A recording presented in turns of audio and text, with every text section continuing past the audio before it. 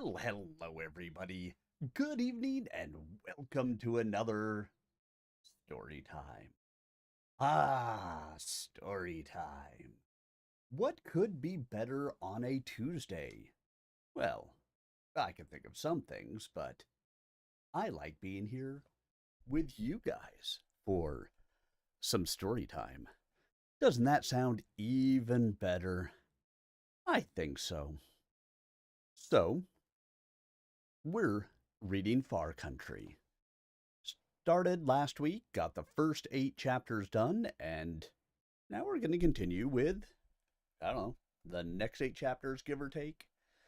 Probably somewhere right around there, because I try to keep it about even if I can possibly get away with it. And if I can't, hey, such is life. I have a new lighting setup in here. The lights are actually off in my office right now. I have 3 lights up in front of me. You can see the shadows. 3 lights up in front of me, 2 pointing from the sides, one coming from straight in front. So you get an illuminated Arminius.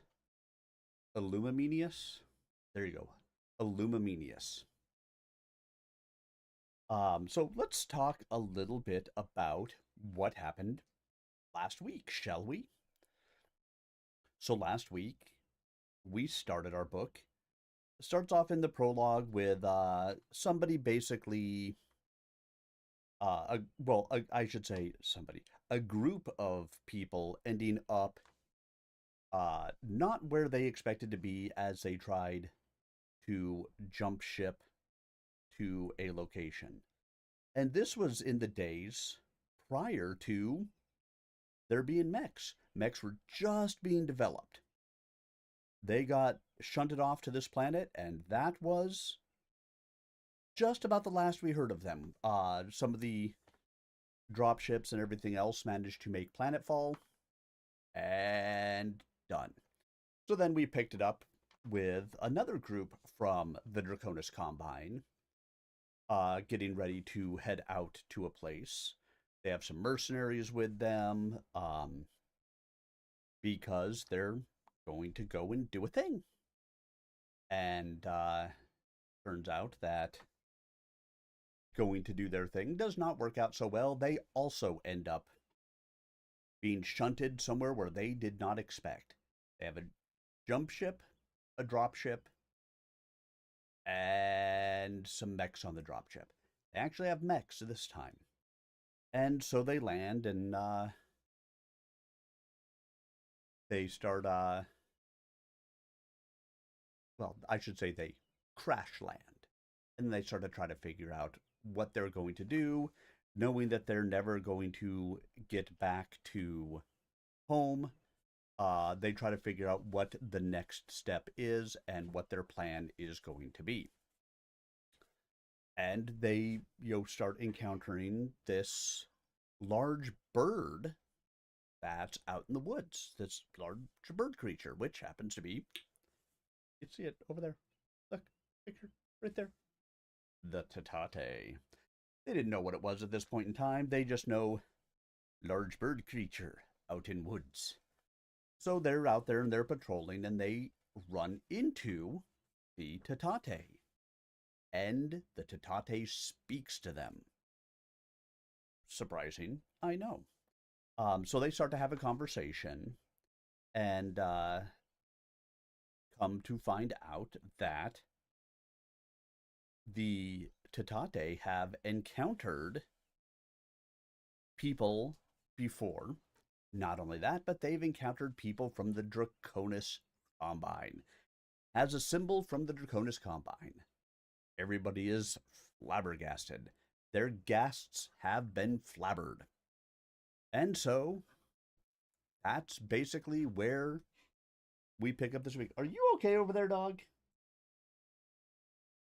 She is rolling around over on her little recliner, making noise, and you all right? You good? You good over there? Yeah? Okay. Silly dog. And so that is where we will pick up the story this week. And again, I'm anticipating give or take around 8 chapters tonight, but we'll see. No telling for sure what it will end up being because that's going to largely depend on how long the chapters are, how I'm feeling, how everything is going.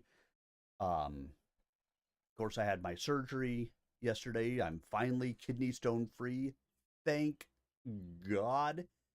Feeling better, but we'll see how the stamina holds up as the evening progresses.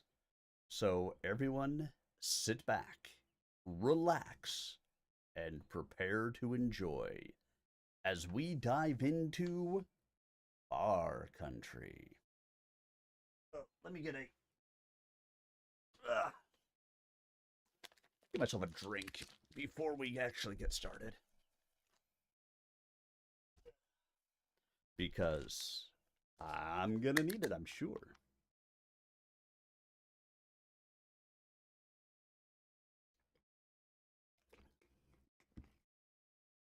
All right, guys. Here we go. 9. "Toa, teo, teo," said Dakota, directing his remark to the forest beyond. There was no sound from the forest. The four grouped together in the tiny clearing were frozen as though time had stopped. Knight, the leader of the patrol, the man who was supposed to make the decisions and direct the actions of the others, was as stunned and silent as a computer that had just been overloaded with information. He stared at the dragon symbol of the Draconis Combine in the hands of the Tatate.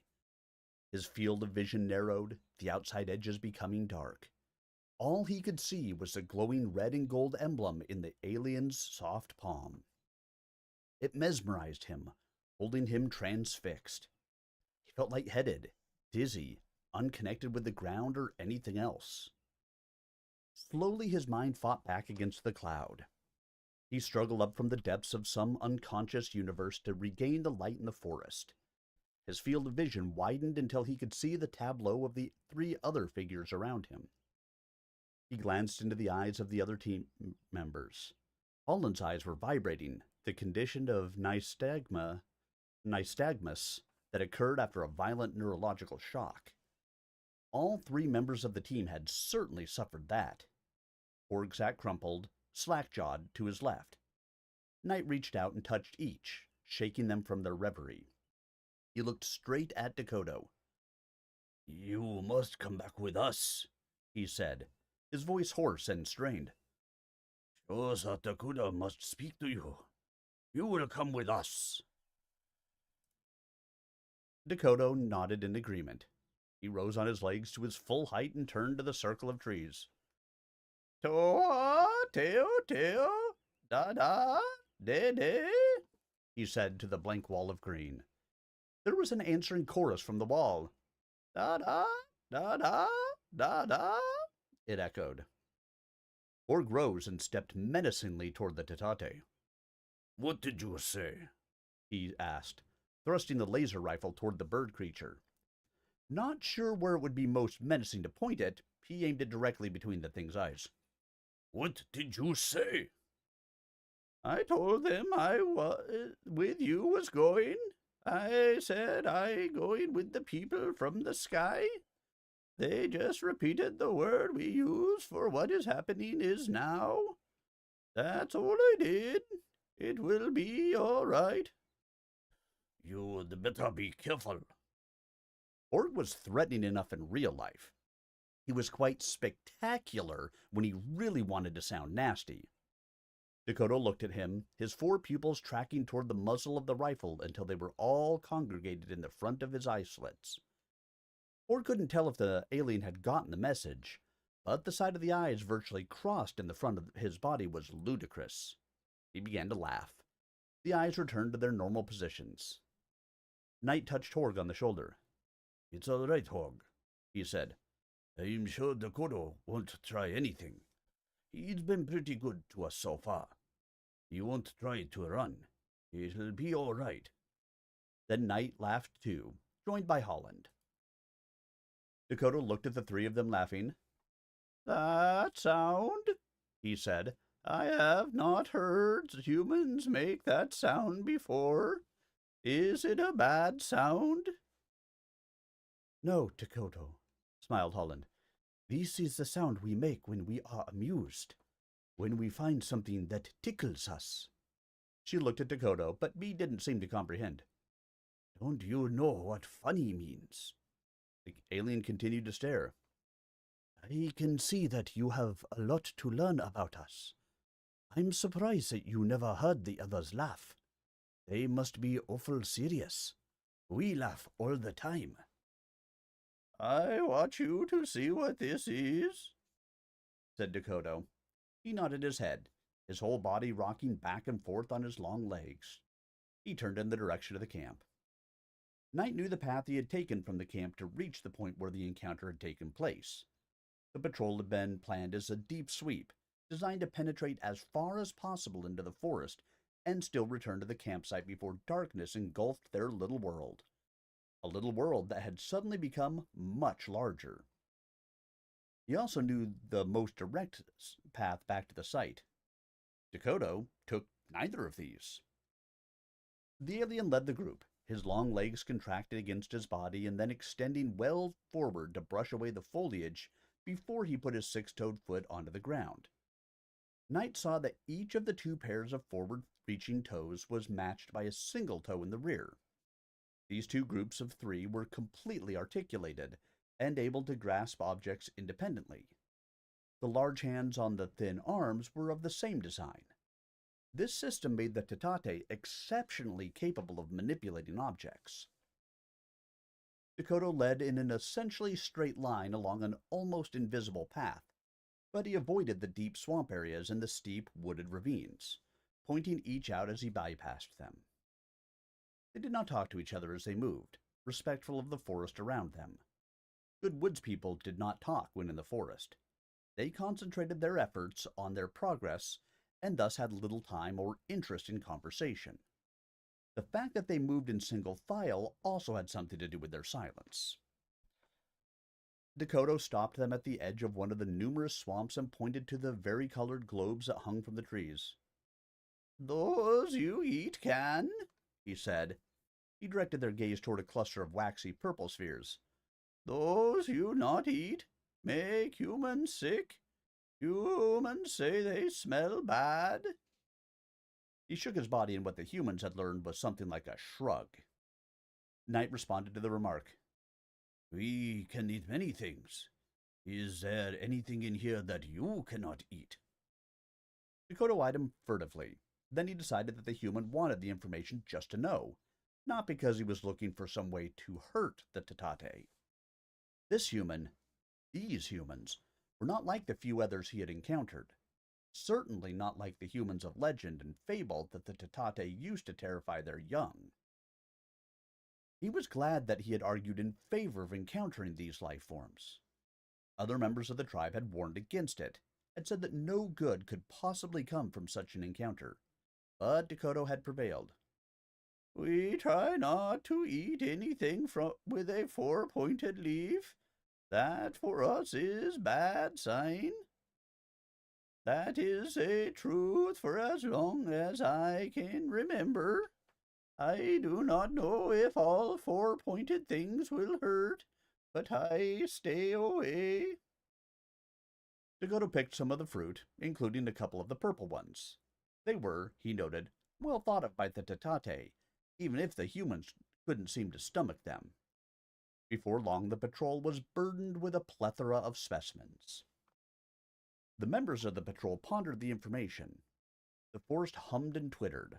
The smooth surface of the swamp was broken by the occasional ripple of something beneath the glassy surface, rising to feed on some unsuspecting insect that had wandered too close. Knight hoped that whatever was doing the eating had a fondness for the mosquitoes that relished human blood. Around them, they could hear the twittering and chirping of what could only be other Tatate, those who were following Tekoto and their party. A raucous shout broke the stillness. Laughter followed. That's a mercenary patrol, said Horg. I bet one of them fell into the pit. Maybe we should help. No, replied Holland. Let them be. I've had enough of them and their leader for the rest of my life. I don't even want to associate with them. Let's just stay here and let them go by. My sentiments exactly, agreed Knight. Both wants to be king. He drew himself up, placing his fists on his hips and thrusting out his chest. I want all of you people to think of me as your god, he said. His pose and articulation were so close to that of Vost that the others laughed. I am the person most qualified to lead you to my promised land, he continued. Holland and Horg grinned back. The sounds from the other patrol grew louder and more hysterical as they crashed through the brush. The mercenaries were laughing so much that they couldn't possibly be aware of anything around them. The chattering from the hidden Tatate grew louder as well. Dakota cocked his head and listened to the noise close at hand. Ka-de-de, he snapped to the hidden figures. Ka-de-de. He stepped to the ring of leaves behind the party and parted some of them with his hands. Ka-ka-ka. He stepped back, shaking his head. Some of the others have gone to meet your friends. I do not think that is a good idea. I told them no, no, no, but they already gone. Damn, said Knight in an even voice. I think you were right. They don't want to meet the Makan patrol. Can you get them back? I not think so. Hope for the best. Maybe the Mux will deal with them calmly. I'll try and warn the Mux to expect visitors. Horg said, raising the boom mic to his lips. His hope was shattered by a burst of weapon fire. Knight recognized the sound of the slug pistols that all the mercenaries carried. There were shouts and the sounds of breaking foliage. Then, more pistol shots. One of the slugs whined overhead, snapping branches as it continued into the darkness of the forest. A chorus of Tatate voices erupted from the vegetation beyond. Dakota listened. De-de-de, de-de-de, de-de-de, he chattered to the unseen listeners. He turned back to the party. Your friends have killed one of my others. They are very afraid. They do not know what to do. This is very bad. I have told them to run away. I hope they will. The Tatate wrung his hands as he talked. This is very bad.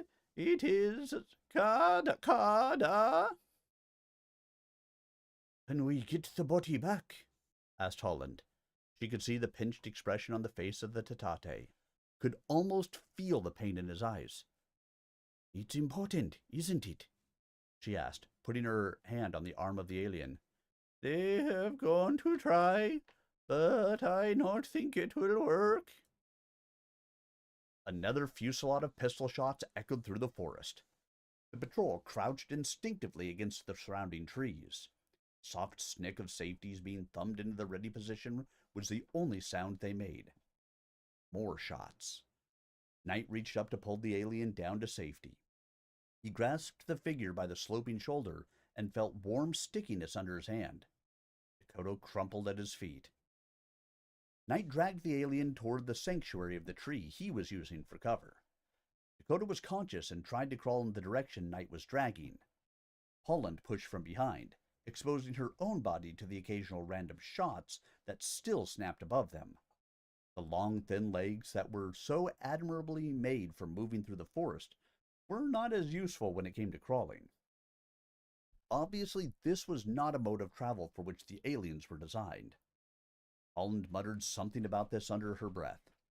The efforts of all three eventually got Dakota under cover of the thick trunk of the tree. Panting from the effort, the two humans and the wounded alien huddled together. The only sound from the forest was a soft plopping. The sounds of the other Tatate had vanished. Even the soft hum of the insects and the bubbling from the swamp had become still. Holland glanced back to where she had left Horg squatting at the ready with his laser rifle. He was so well camouflaged that it took several moments before she could discern his motionless figure. Then the sounds of cheering broke the stillness. The mercenaries were headed back toward the camp with their prize. Holland hoped that it was only one prize. "Let's get going," she whispered. "We've got to get him to camp as soon as possible." Knight looked into the eyes of the Tatate. "Can you travel all right?" he asked. And one chapter down. More to go. Stupid mercenaries shooting the Tatate.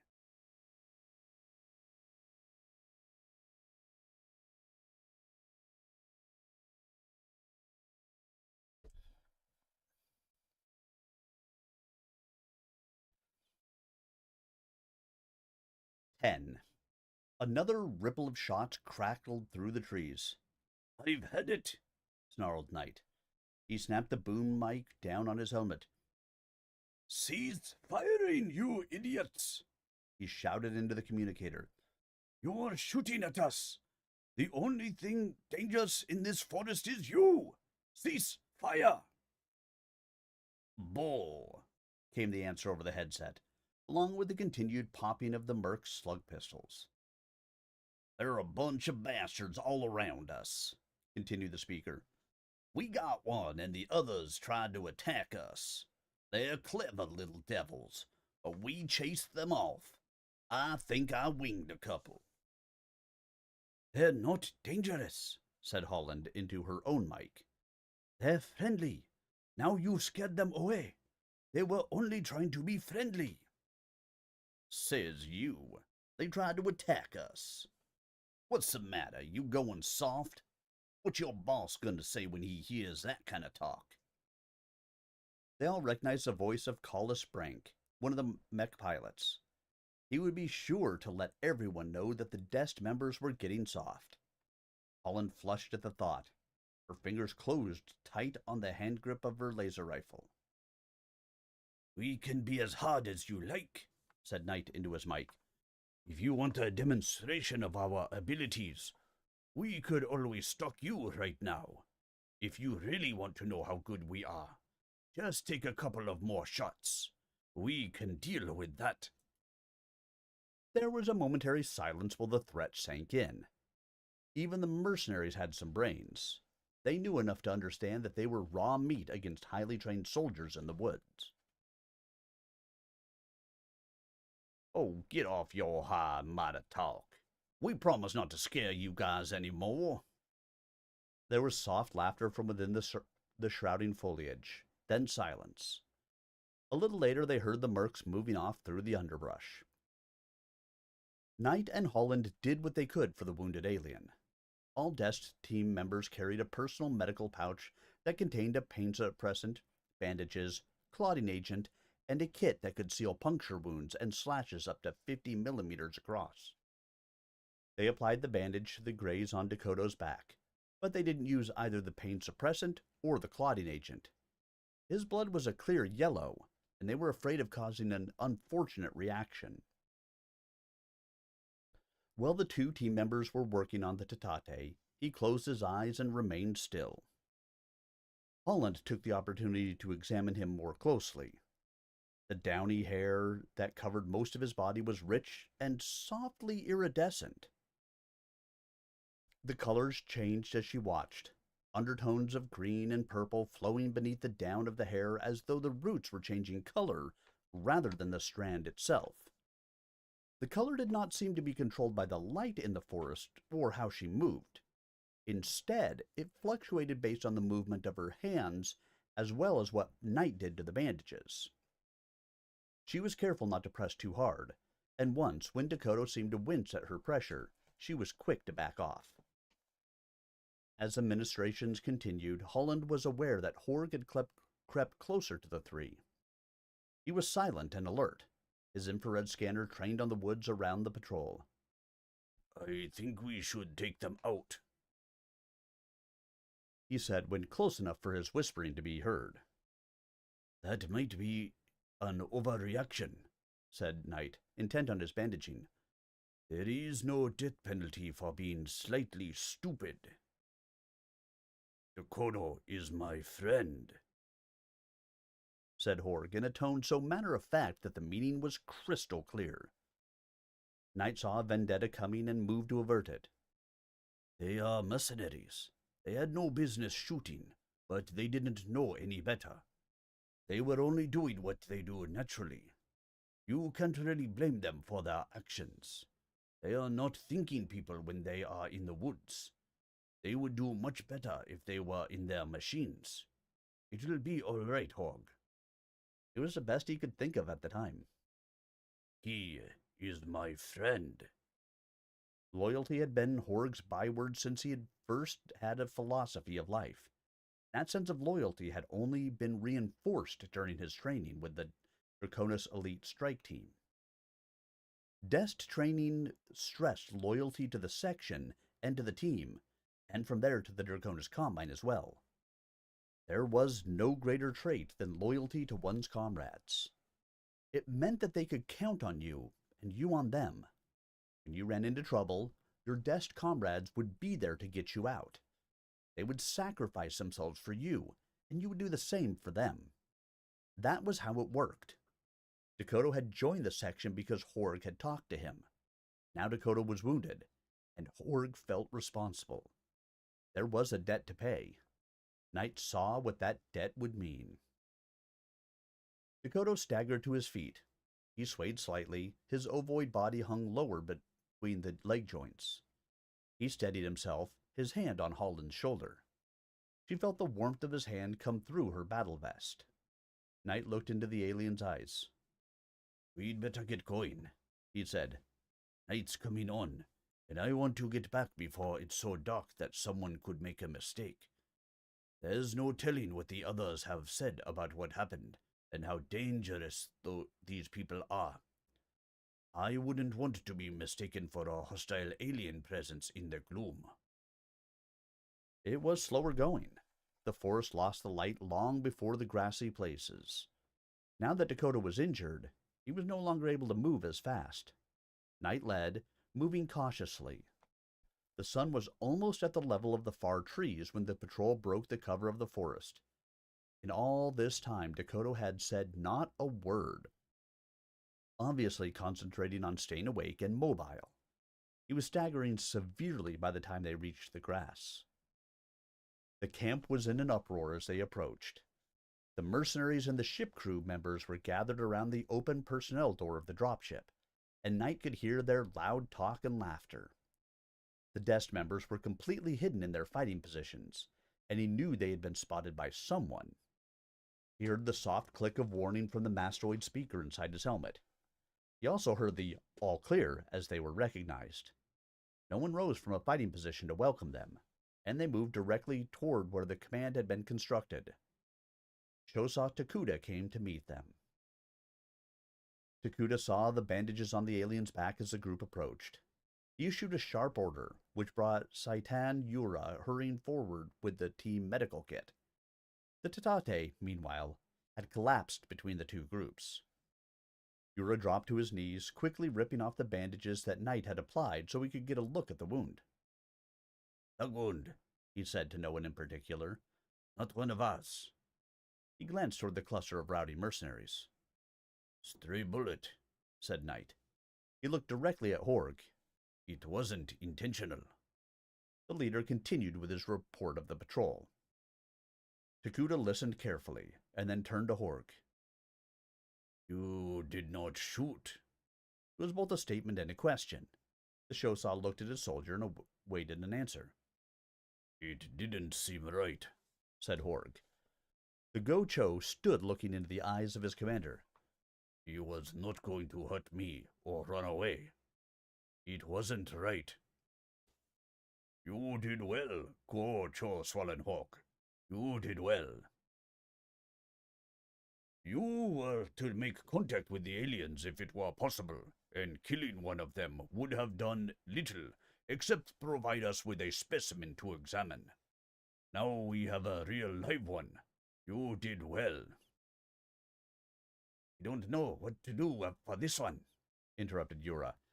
I've tried the clotting agent on a bit of the wound, but it doesn't seem to work. I think we're going to lose him. In the falling light, Holland could see the iridescence had gone from beneath the down-like hair. The brown color had lost its sheen as well, and had taken on an ashen hue.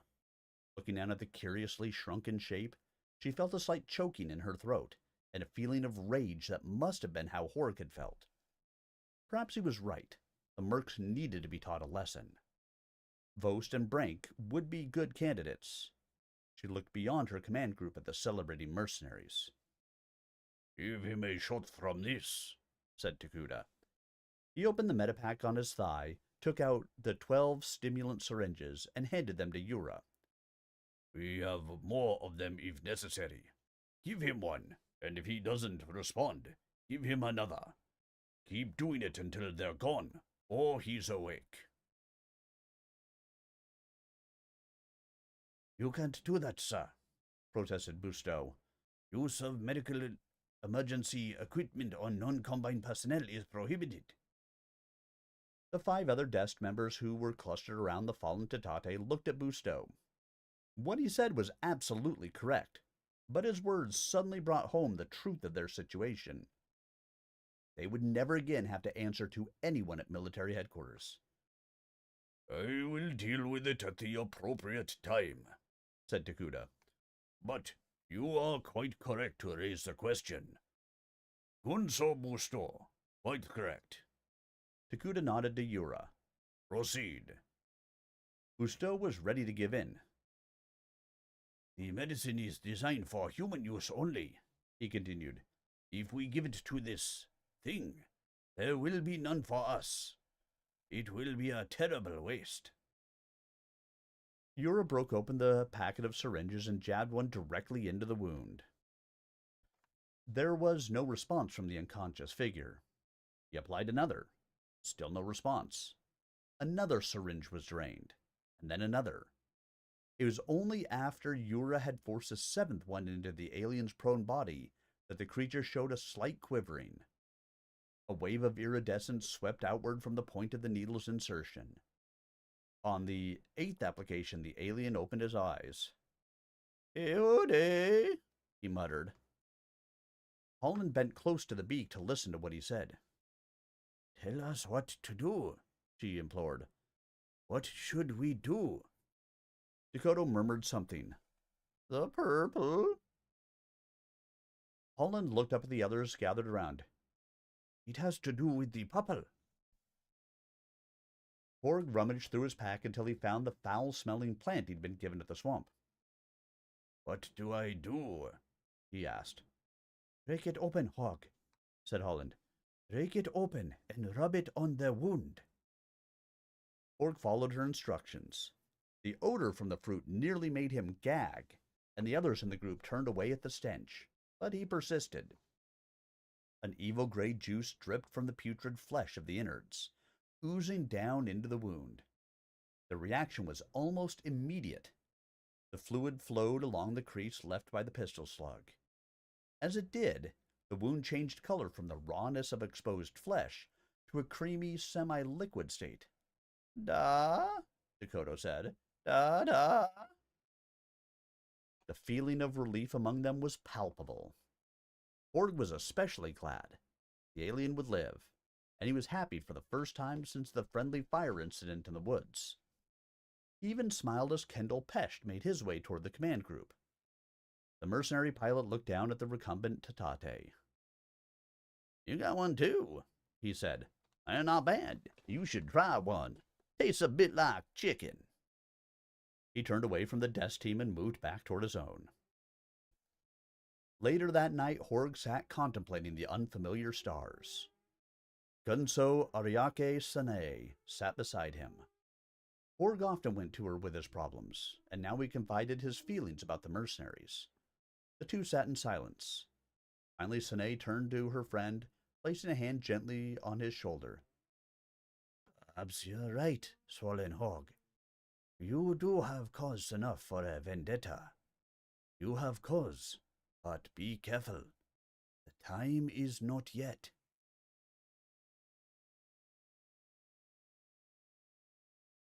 How fucking crazy.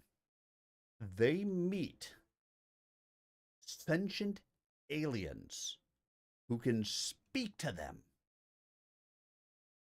And in the first couple of chapters, let's see, what's the thought? Can I have sex with this thing? And then somebody freaking cooks it and eats one? What the hell is wrong with these people? I swear to God, they are crazy. Oh, crazy. All right, let's go to chapter 11, shall we? 11. The end fronds of the broad cephalus leaves that formed the roofs of the Tatate homes reflected the soft starlight filtering through the treetops. No sign of life moved over the beaten ground between the log buildings, for the entire tribe was gathered in the long nesting house, as they did whenever a momentous decision was required. Apart from the birthing season, the place was usually empty except for meetings of this kind. The central council sat in a circle, with Hetman Totito and Dokepe, the shaman and spiritual leader of the tribe, in the center. There were only 11 members of the council. One space was left vacant for the missing member. The long interior of the house was filled with the sounds of soft muttering as the tribe settled down to what would be a lengthy meeting. Whenever a Tatate tribe faced an important decision, all the members gathered to hear the discussion. The subject would be announced by the hetman, or leader of the tribe, and then each member of the council would have a chance to speak in turn. The order of the speakers was ordained by a tradition that extended back as far as any living member could remember. The newest member of the council spoke first, for he would also be the youngest member. The 12 Tatate represented the 12 oldest members of the tribe, be they male or female, and when there was a vacancy, the oldest member not of the council automatically filled that space. That was the situation now, and the tribe waited for the hetman to announce the vacancy. Vacancies occurred only on the death of a member of the council. Under normal circumstances, that death would have been witnessed by the entire tribe. When a Tatate felt the cold fingers of his own passing, he would announce it to the tribe. They would then take him to the nesting house, where he would be comforted by the tribe. The dying member would accept water, but no food, until he quietly passed away. Then they would carry his remains to a special place, where the individual was buried among flowers, herbs, and some items of his or her own making. Because there was little private property among the Tatate, the graves did not contain much. There the body would rest for eternity. The Tatate's religious system was a loose one. They knew or felt the existence of a power greater than themselves, and they were sure that it resembled their own form. But they weren't quite sure of its might or how it would deal with the Tatate after death. They believed in an existence after death, but seemed mostly uninterested in the details. Life would be an extension of the present, and that was good enough. They also had a concept that doing good while in this existence was a requirement for the good life beyond, which made it important for a Tatate to serve the tribe in some way. Sitting on the council was considered a good thing, especially if the member conducted himself with the dignity deserving of the office. Now the tribe gathered in the nesting house, the most important building in the tribal compound, to hear what the advisors would say. This meeting was all the more important because one of the council members was missing. The fact that the member had departed without the traditional notification was unusual. Such an event had not occurred within the memory of any but the oldest of the council. With the average Tatate life expectancy something like 200 years, that was a long memory. But even the oldest members could not recall a time when any member of the council had died without the benefit of a proper burial. As the last of the tribe settled into their assigned places, Totito rose from his position in the center of the circle and began to speak. He looked around the entire circle of elders, his eyes passing over the vacant places. "Counselor Dakoro," he said in a firm voice, "please answer the call of the council." He waited for a moment and then made the call again. He repeated the call 12 times, as was the tradition of the tribe. 12 was an important number in the life of the Tatate, for it had roots in their religion, the birth process, the government, and their own physical structure. There was no response from their missing member, nor had anyone in the room expected there to be. Everyone knew that Dakota had vanished into the tribe of humans. It was also known that the humans had taken a young Tatate who would never return. It was a time of some confusion for the members. 12 times Totito scanned the circle of elders. 12 times he called for Dakota to take his place within the circle. Then he made the announcement. The missing member of the tribe makes no response, and so we shall consign Dakota to the past. Let the present continue. I will take the place of my missing brother, came a voice from among the assembly. May I serve as well as the missing Dakota, as he served in the place of Teka, as she served in the place of Tatadi, as he served. The tradition of the place on the council was defined by those who had held it, and the newest member of the council repeated the names of all those who had gone before. The list was more than 20 names long, and the other members of the council waited until the recitation had finished. Then, each in turn greeted the newest member, who remained standing outside the circle.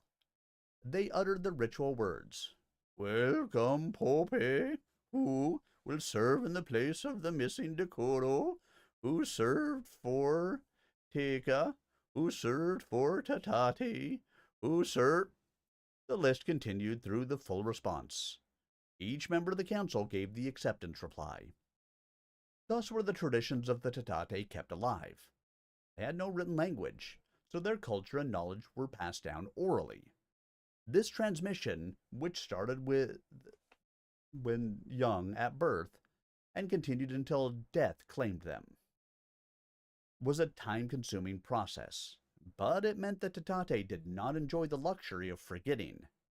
When a society can write down its past, its people have the option of forgetting their own history. Once it is written, it is assumed to be saved. And if it is already saved, what reason is there for each member of the community to remember it? With Pope accepted into the circle of elders, the council was able to begin discussing the situation. Totito announced the question before the meeting, as was his duty. The position of hetman within the tribe was separate from that of council member. The hetman was the administrative leader of the tribe, but he acted more as a moderator than an advisor. It was his duty to ask the question and later to enunciate the answer, but he had no say in the decision itself. His position was filled upon vacancy by the member of the tribe best qualified to perform the mundane, day-to-day functions of administrator. That member must be accepted by all, and the one who would become the new hetman was named a successor long before the event became necessary. In some cases, the position was hereditary, but that was not a law. Totito had succeeded to the place of hetman upon the death of his grandfather, stepping past his father, who did not even hold a position on the council. This question was much more complex than the ones they usually occupied council discussions with.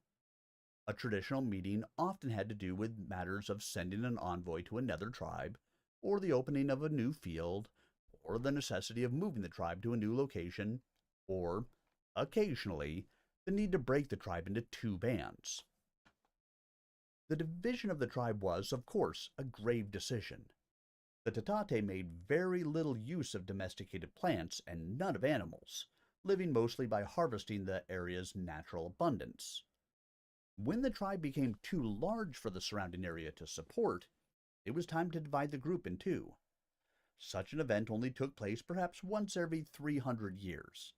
However, because the tribe's population growth was so slow, it was a momentous event, requiring the most serious discussion. The question now facing the tribe was at least equal, and possibly even more significant than the division of the tribe. For many of those gathered in the nesting house, the question involved the tribe's very survival.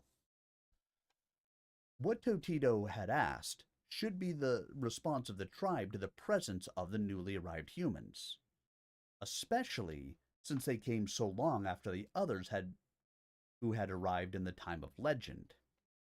Having asked the question, he sat and awaited the council's response. The other Tatate shifted their positions and waited. It would be a long discussion. Pope, as the youngest and newest of the council of elders, spoke first. She began with a long history of the Tatate from before the arrival of the other humans, explaining in detail how the plains dwellers had become two different tribes. She dwelt on the growth of the two groups.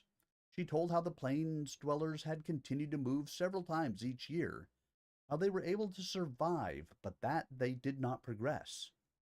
She explained that they were the victims of nature, but how, through them, the religion of the Tatate was fostered. She then went on to speak of the long traditions of the forest dwellers, how they had become able to develop a different way of life, how the log huts had come into being, how life had become better.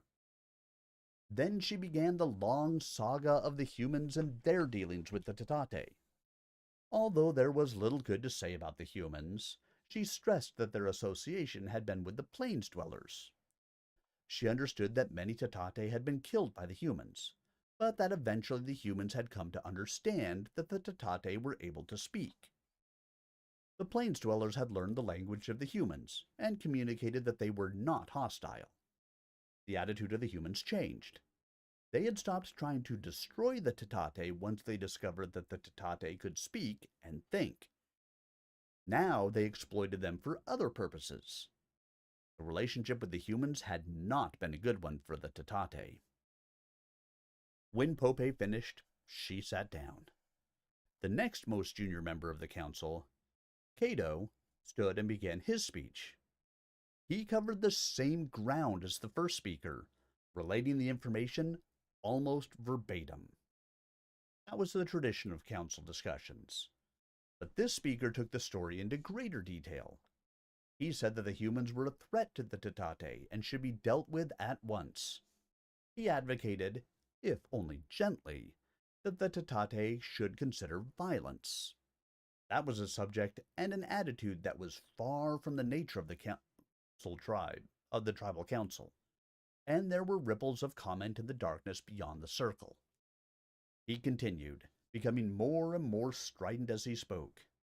The expressions of emotion were quite rare for a Tatate, and the listeners began to shift uneasily in their places. Pope ended his dissertation with what amounted to a call to arms. There is a time to shun the enemy. There is a time to flee the enemy. Now is the time to... He sat down. There was a long pause before the next speaker. Cato was young, at least in comparison to the other members of the council. He represented a new concept among the tribe, and it was a popular one. He stood for an active rather than a passive attitude, and his position was gaining ground. The other speakers were more cautious. They were not willing to fight the humans, especially with the example of what could happen when they did. They had no weapons. They had no organization. The speakers recalled the response of the tribes to other dangerous situations. In those cases, the affected ones had always chosen to either shun the intruder, or to move, or both. In all cases, the tribe had survived. It was the correct response. The sun was high in the sky by the time the last counselor had spoken. The urgency of the situation had shortened many of the speeches. Whereas a discussion to send envoys could occupy a week, this one had taken less than 18 hours. When the last member of the tribe of elders had retaken his seat, Totito rose to his feet. The elders have spoken, he said. The tribe will shun the intruders and prepare to move away. We will watch them carefully, but we will not contact them again. We will have nothing more to do with them.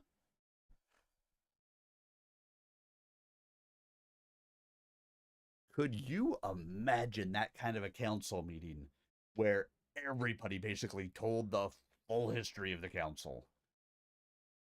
It's crazy. But, you know, thankfully, our system of government, which is crazy enough on its own anyway, is not quite that crazy. All right, everyone. Shall we start the next chapter? Let me take a quick swig of drink.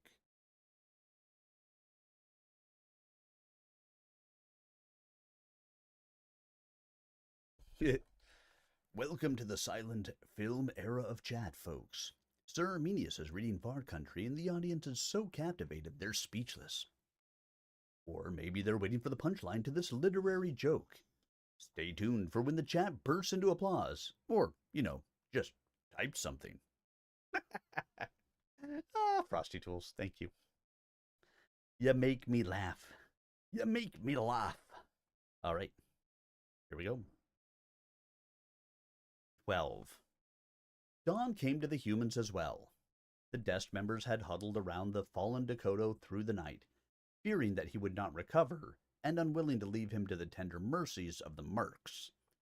It had been unnecessary for Takuda to give orders to mount a guard. His men, especially those of Night Section, were voluntarily spending their time with the alien. The commander left it alone, but he too kept up surveillance from a distance. By the time the first streaks of dawn were coloring the sky in the east, the soft iridescence had returned to the underhairs that covered the Tatate's body.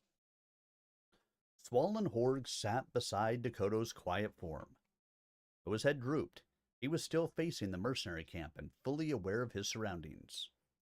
Like all the Dest members, Horg could be almost completely asleep, yet still be conscious of certain sounds. It was as though the elite soldiers had a sensor system trained into them, one that could simply filter out non-hostile noises and activity. Conversation, the activity of the campsite, the casual movements of the others as they went about preparing a meal had no impact on the watcher. But let someone strange approach him. Let there be the sound of a piece of machinery, perhaps a click of a weapon being changed from safe to fire, and Horg would be fully awake. It was that sixth sense that permitted Dest members to continue when they should have been exhausted beyond the ability to function. A soldier, no matter how well conditioned, could not remain awake for an entire year-long tour of duty. The body demanded sleep, but survival in a hostile environment created another kind of demand. And so Horg slept as he stood guard over his friend.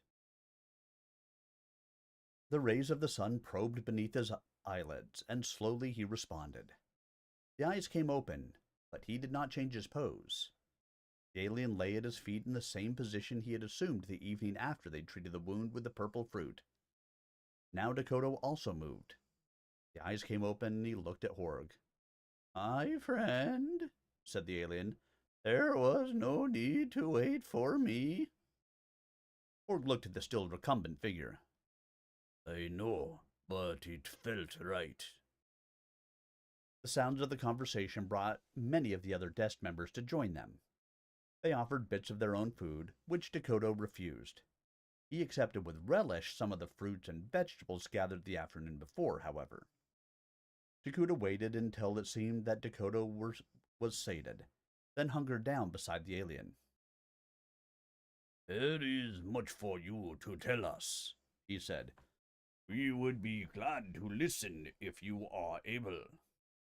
Dakota glanced at his people standing a respectful distance away, and noted that those on watch had not abandoned their posts.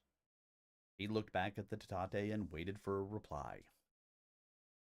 Dakota settled himself into a more comfortable position, looked into the eyes of those around him, and began his story. In typical Tatate fashion, he began the tale at the beginning.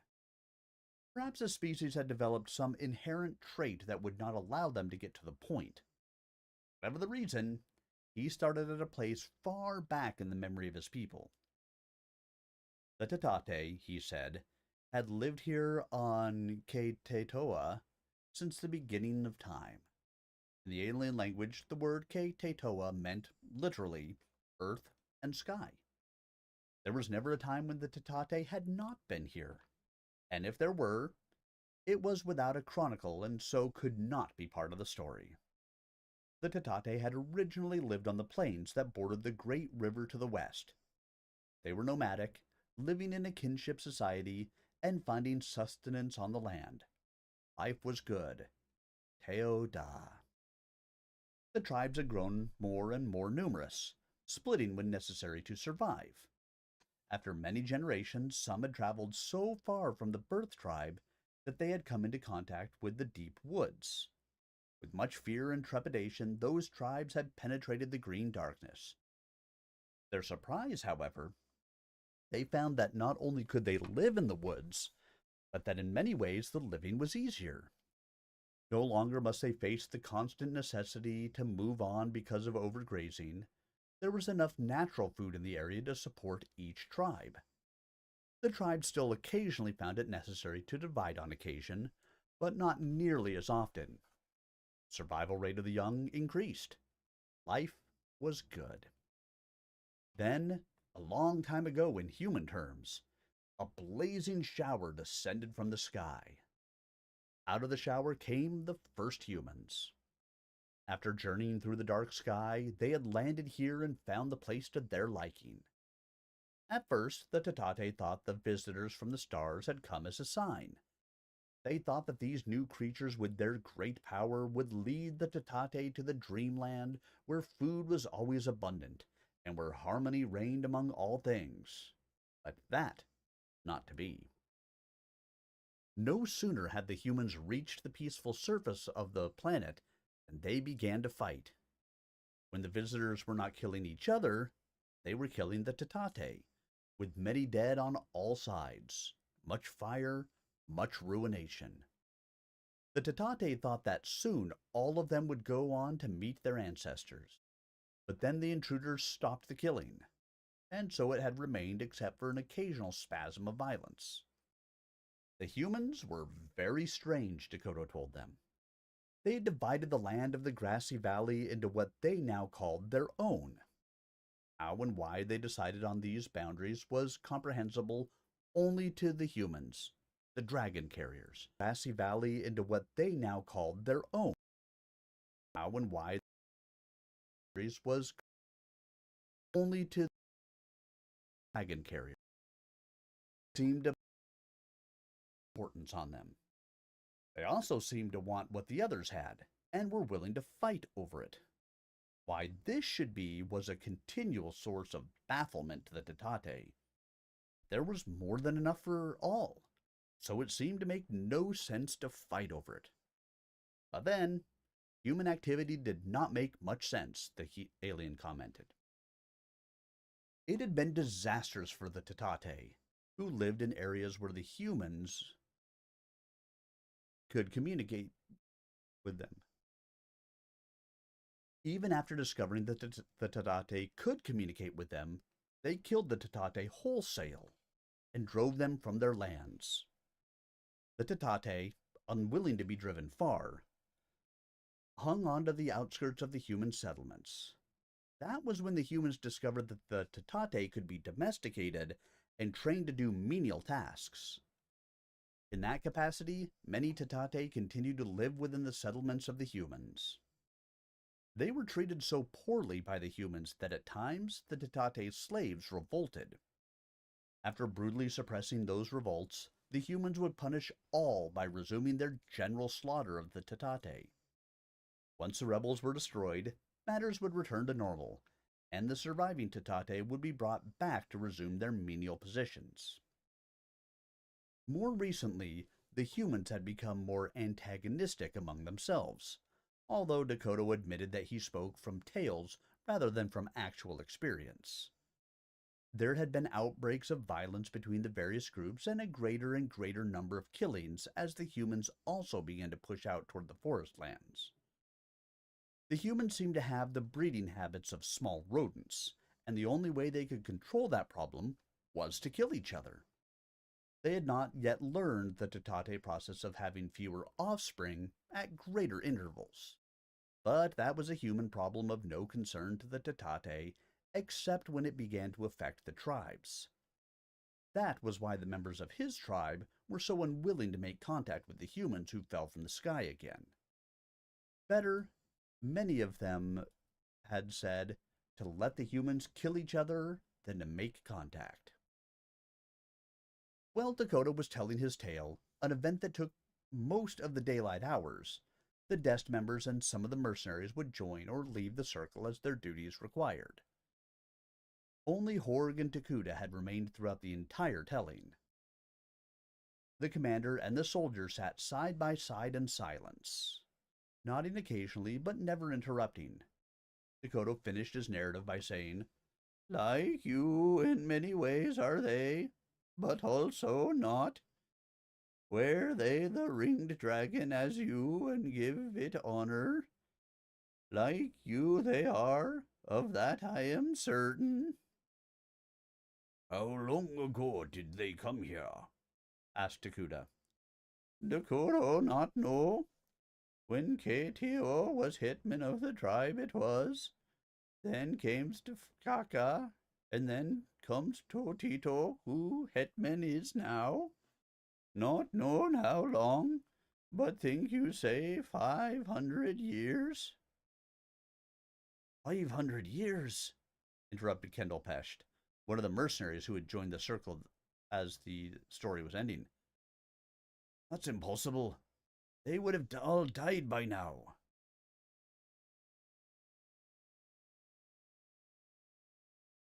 "Get a grip on biology," snorted Andy Holland, who had also heard most of the story.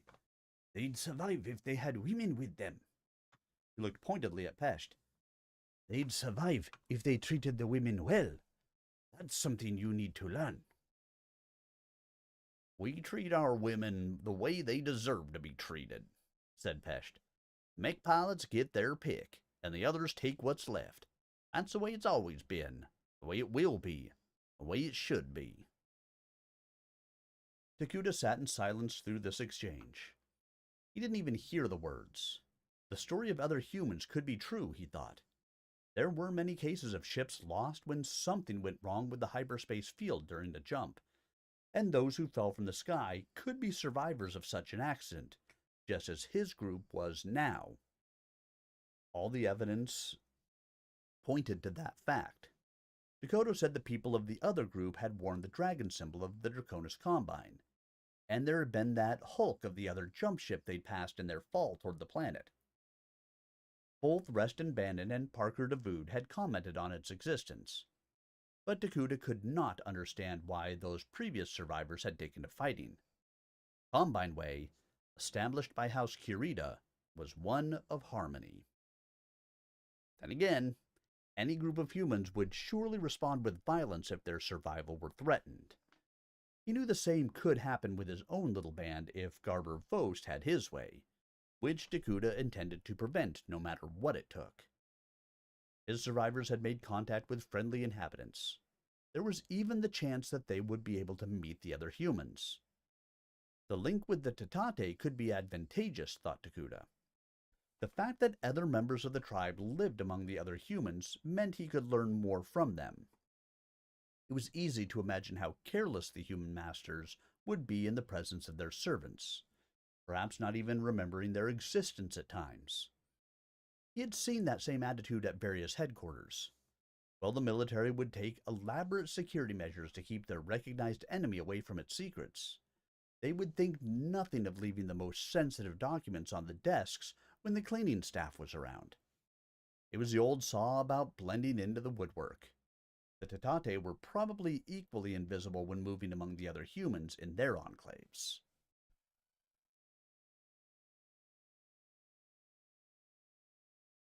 All right, next chapter complete. These chapters are so short compared to many of the ones that I'm used to reading, so they go much more rapidly. But I'm going to take a very brief AFK, go take a quick bio break, and I'll be right back. See you in a moment.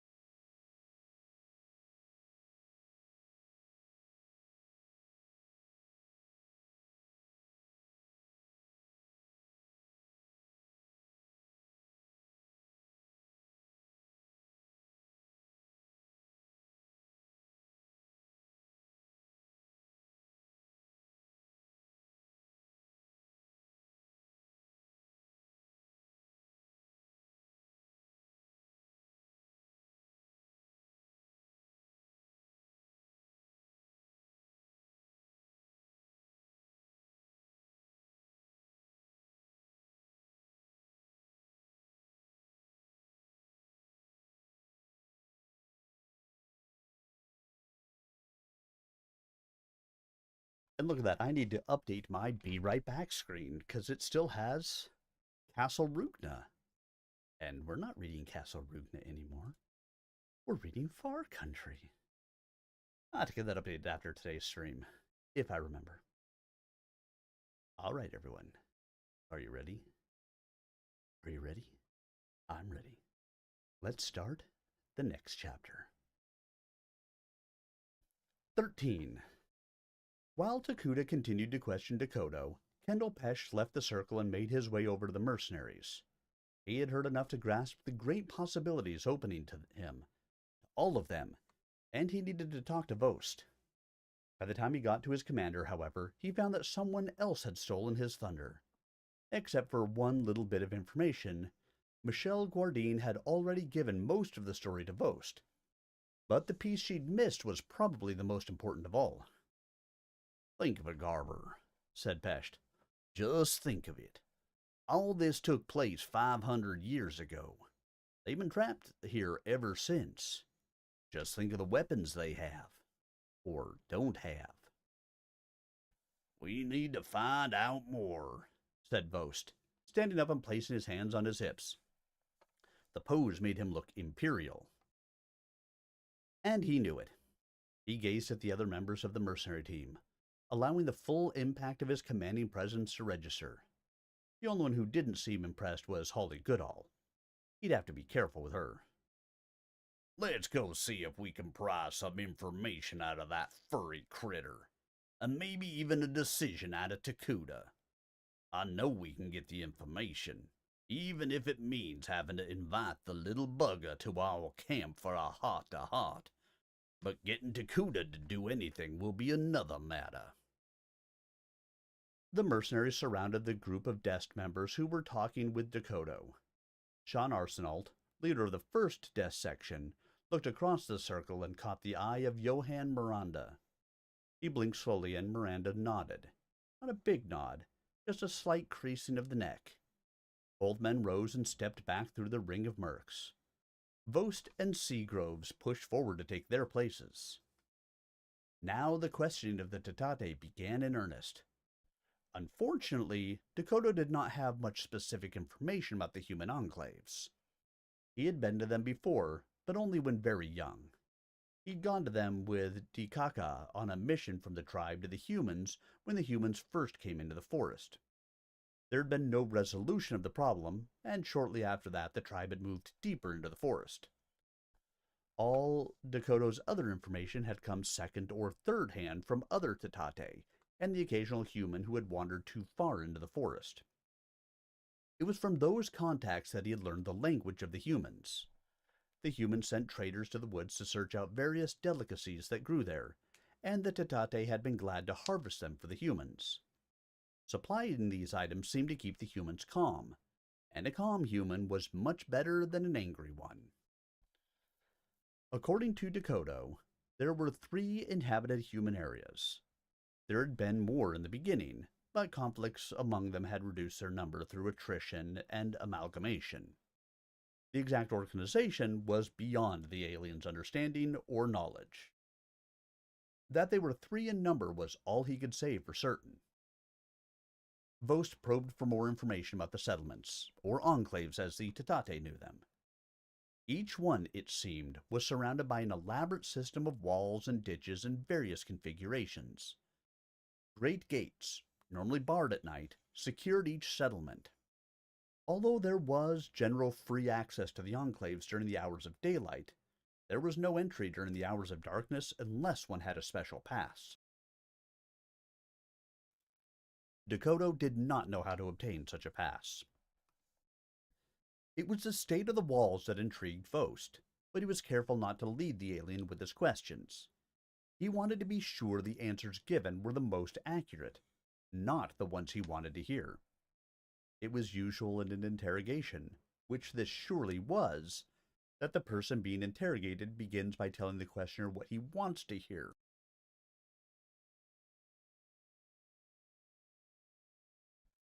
With his most careful questioning, Vost drew out a picture of an elaborate defensive position designed to stop ground forces.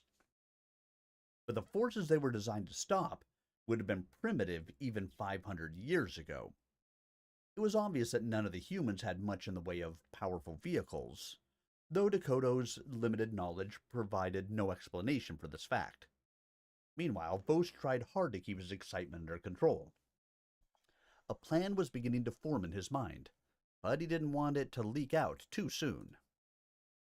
Brian Seagroves was more blunt with his questions. Seagroves was a pilot of the Phoenix Hawk Lamb, and he was frustrated at not being able to fly. Land air mechs were the ultimate fighting machine in the eyes of their pilot, and Seagroves fit the mold perfectly. There were two things that Seagroves liked that gave his life meaning, and one of them was flying. The sense of power he got from taking the Lamb into the air was more than he could describe or even admit. Sitting in the cockpit, the thruster controls under his hands, feeling the surge of power through the command seat, watching the ground flash by beneath the swept-back wings at 900 kilometers per hour, was almost sensual. Flying and wealth. Seagroves wanted to be rich, so rich he'd never again need to think about money. That was what drove the Lamb pilot. But they don't even fly. It was a question as well as a statement. The humans don't fly. How can that be true? Everyone knows how to fly. It's the first thing we do. Dakota looked at Seagroves in surprise. Oh, of course they not. Bird fly, human on ground walk. The alien shook his head. Only bird fly. No others need fly. Seagroves leaped to his feet. Get out the Lamb, he shouted. We can rule this world. That's enough, Seagroves, said Vos sternly. Just hold your jets for a while. We need to think about this. If looks could kill, Vos would have been dead on the spot. Vos had been careful not to tip his hand, and now that this fool was going to blow the whole scheme. But don't you see? Don't you see? They don't know how to fly. Seagroves was almost dancing with excitement. We can have it all. Seagroves, sit down and be quiet or leave the area. Vos rose to his feet, hands on his hips as he glared across the circle. This is not the time or the place to discuss it. Seagroves stood open-mouthed. Vos had burst his bubble. His shoulders dropped, his lower lip hung down, his hands dropped to his sides. He was a pillar of disappointment. Standing there in the fading light, he looked like a man bearing the weight of the whole world on his shoulders. He turned from the group and slunk away. Vos scrambled to his feet and followed Pesht. Coming alongside the shambling Lamb pilot, he took him by the elbow and spoke softly. You're right about the Lamb, of course. You know it, and I know it. But we don't want the others to get the idea. You're Lamb qualified, but don't forget that I am too. We understand the power it can give us. Think of it. A whole society ripe for the picking. Remember what that little guy said about the walls?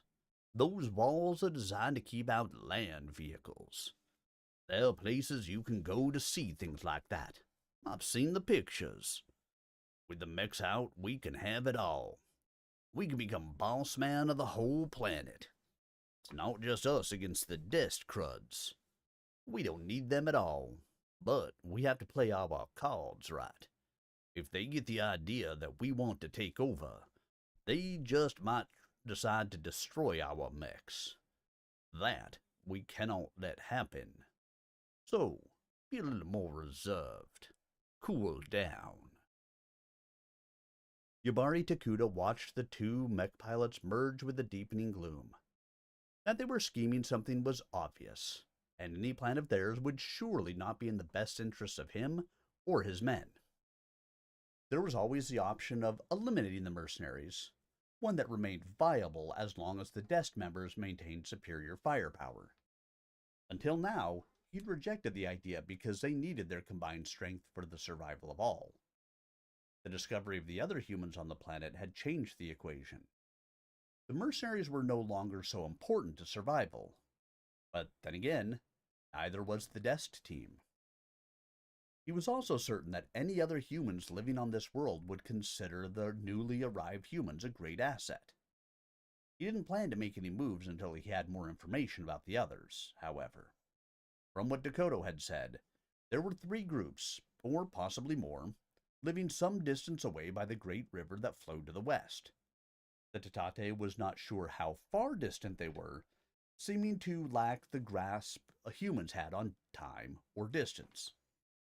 The Tatate seemed to give the concept little importance. But somewhere to the west were the humans. Takuda knew they would have to make contact, but they would have to do it gently. There was no need to upset what sounded like an already delicate situation between the other humans. Meanwhile, Garber Vost had called the other mech pilots around him upon returning to the mercenary camp. They squatted in a tight group, the technician standing behind in a reverential circle. His tone was conspiratorial. "It's unbelievable," he whispered. "We have the whole planet in our hands. Nothing like this has ever happened before. We've got to make contact with the humans. With our firepower, we can rule everything. According to that furry little beast, the Enclaves have only the most primitive defenses. Like something from 1,000 years ago. They'll be a pushover." "There may be too many of them," Pesht said, "and they may have weapons we don't know about. Even if they have to crawl across the ground to use them. There are some archaic weapons that could do a job on a mech." Vost was about to squash the little pilot, but thought better of it. Not only was Pesht valuable to him because he was the Javelin pilot, but he also had a point. There was no use charging into a situation that could be as fraught with danger as with possibility. But there had to be a way to profit from the situation. They were mercenaries, after all. That was the solution. "Mercenaries," said Vost, thinking aloud. "That's it. That's what we can do. We'll sell our services to the highest bidder." He sat back on his heels and chuckled. This called for decisive action. He stood up and put his hands on his hips, again hoping to impress the others with his air of command. "We make contact," Vost said. "Show them what we can do, and then offer our services. We take the best offer. We can always change our minds if we want to." He raised his fist in a victory salute. "We can have it all." He looked down at his followers. "But we have to be careful," he continued in a softer voice. "Takuda and the rest of the Dest team may not like our little plan. He thinks too much of himself, too much by half. We'll have to convince him that we're doing it his way, make him think it's all his idea. We'll have to get the mechs out of that dropship, and we can't do it as long as we got a guard there." "We have slug pistols," said Collis Brank, looking up at his leader. "We could just do a job on 'em." "Not a good plan, Brank. There are times when your mouth overloads your brain. How do you expect to get close enough to get them all on the first shot? Have you ever seen what a laser rifle can do to an unarmored human body? Or do you want to become a specimen yourself?" He turned away from the seated pilot. "No, we have to do it slowly. Just wait until we get those mechs out of the ship. And then we'll see who's boss." Vost threw his head back and looked up at the first stars beginning to appear in the darkening sky. "By the eyes of the dragon, this will be an adventure our children and our grandchildren will sing about." In the quiet of the camp that night, Dakota rose from his nest. The stars twinkled in the sky overhead. There was hardly a breath of wind. With a stealthy softness born of instinct and much use, he stole silently from the camp.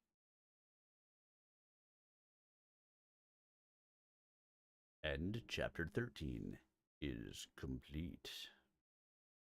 And now we will move on to Chapter 14. Newscast update. The chat room has just welcomed a special guest. Ceribot has arrived and the atmosphere is buzzing with anticipation. Stay tuned for more updates as Sir Arminius dives into the far country. Chat hype. Bot watch. Alright. Next chapter. 14. Shosa Yubari Takuda sat with the other members of the Dest headquarters. He would have to send a patrol to make contact with the humans, a mission that would require sending the best. The night section had made first contact with the aliens, and so by all rights, he should send Arsenault and his team on this patrol. It was a matter of sharing the responsibility and the danger, but he didn't have as much confidence in Arsenault's people. Roland Dupe, the number 2 man in the section, had a tendency to gripe. That wouldn't have been so bad in itself, for griping about duty was a time-honored tradition among soldiers. But Dupe had a nasty habit of complaining about almost everything, which he'd been doing since even before they'd landed on the planet. Takuda felt for Arsenault, who had to put up with it on a constant basis. The other member of the team was Dana Lost. One of Lost's distinguishing characteristics was the desire to do anything for anyone, to the point of volunteering to do so. There was not a fighting position in the Dest perimeter that Lost had not helped build. He had worked on his own, then gone roaming the site looking for other jobs that needed doing. The problem was that Dana Lost was also opinionated and loud, and most of his opinions were wrong.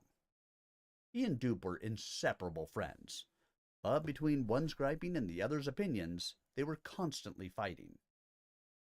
Rising above it all was Arsenault, serene and calm. Takuda decided to give them the assignment just to keep them out of trouble.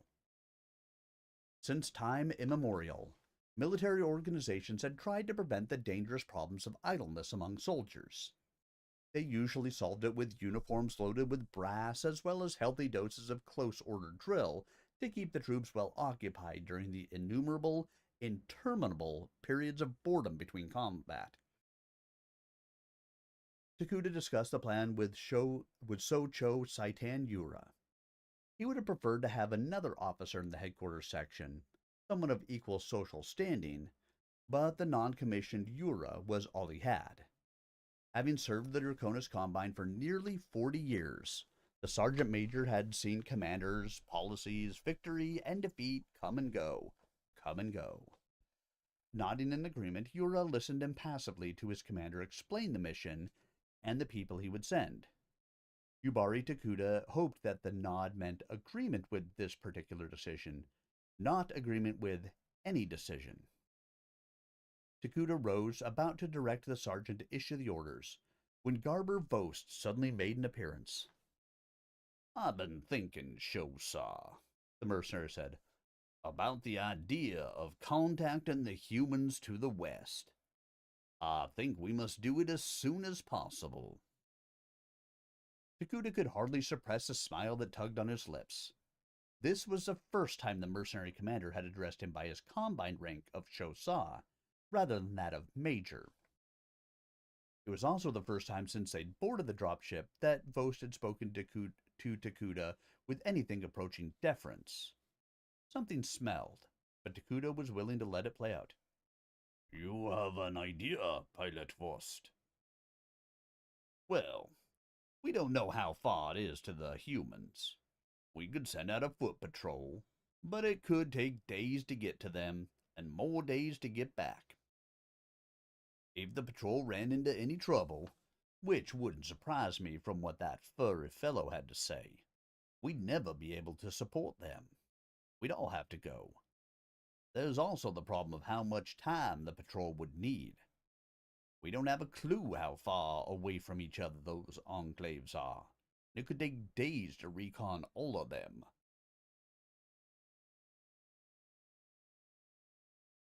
Yes, acknowledged Takuda.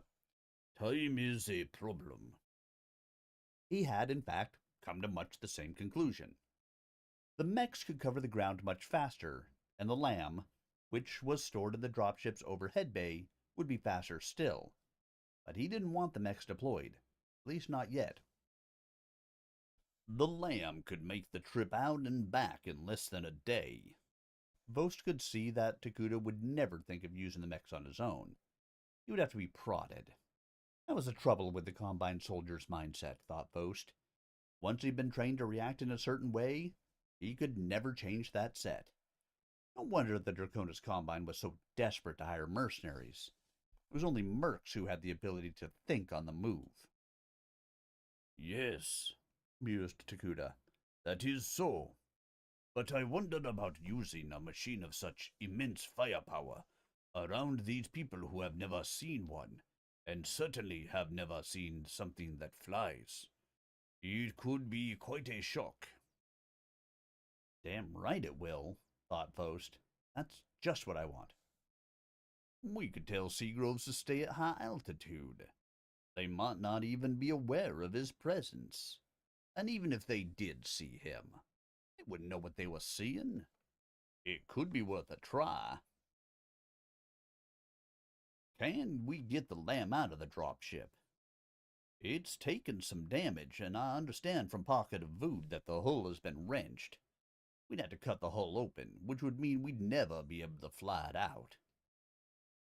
We're never going to fly it out anyway, thought Vost. With the program, old man. We're here on this planet for eternity, just like the others. And we'd better make the best of it. Even if the dropship could fly, there was no place to go. The sacrifice of the dropship would probably be worth it, Takuda was saying. But I worry about the weapons. Having them is a temptation to use them. I wouldn't want that. I think our pilot Seagroves might be tempted. Perhaps you could use someone else. Perhaps Pilot Goodall.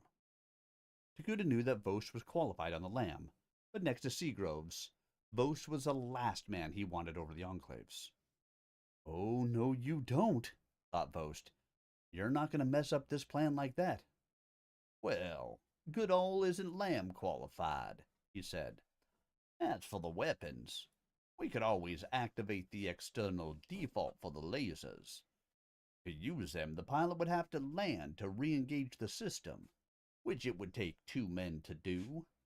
The LAM is stored in flight mode in the dropship, so once he took it out, he'd be on his way.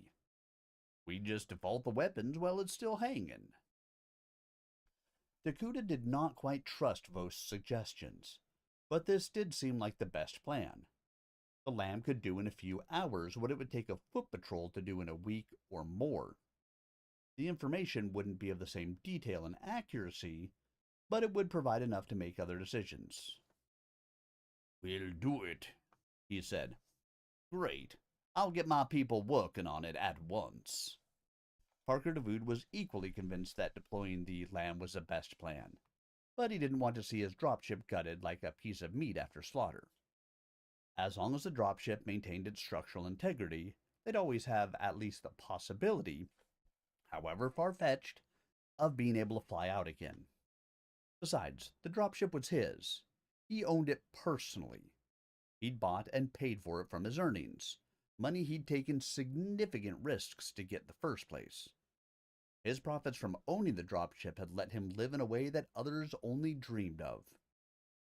Destruction of the ship would mean he could never hope to resume his former life. Yet DeVood knew there was no alternative. Examination of the ship proved beyond a reasonable doubt that it would never fly again, even if they didn't cut it apart. DeVood dreaded hearing the news, but he couldn't avoid it for long. Once Mark Jacobs, the jump ship engineer, got a really good look at the wreckage, he consigned the dropship to the breakers. Your main spar looks like a corkscrew, he announced. Not only that, but ribs 17, 18, and 19 have been stressed beyond their rebound point. They're so brittle, I'm surprised you got this thing to the ground. The lifeboat's problems are even worse. I guess I really did a job of it while augering in. There's not an aerodynamic surface left to it. It'll smoke and fume and burn, but it'll never fly. Same with yours. He thumped the side of the dropship. Oh well, easy come, easy go. But cutting into the dropship proved a more stubborn task than first imagined. Even using cutting torches from the maintenance compartment, it took quite a while to slice along the top of the hull. The torch had been designed for minor repair jobs, not for peeling away a section of hull.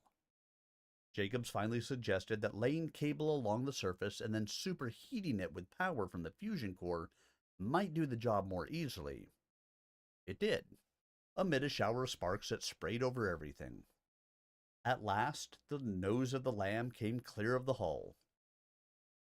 Seagroves had, meanwhile, been in the cockpit checking the systems and circuits. The crash had so damaged the power couplings that 3 of them needed replacement. That was easy enough for the 2 minor ones, because replacement couplings were among the prescribed load list bins the technicians carried. The 3rd coupling was a major, no-failure joint that could not be replaced out of stores. The no-failure joints were designed to last the life of the ship and were sealed into the systems.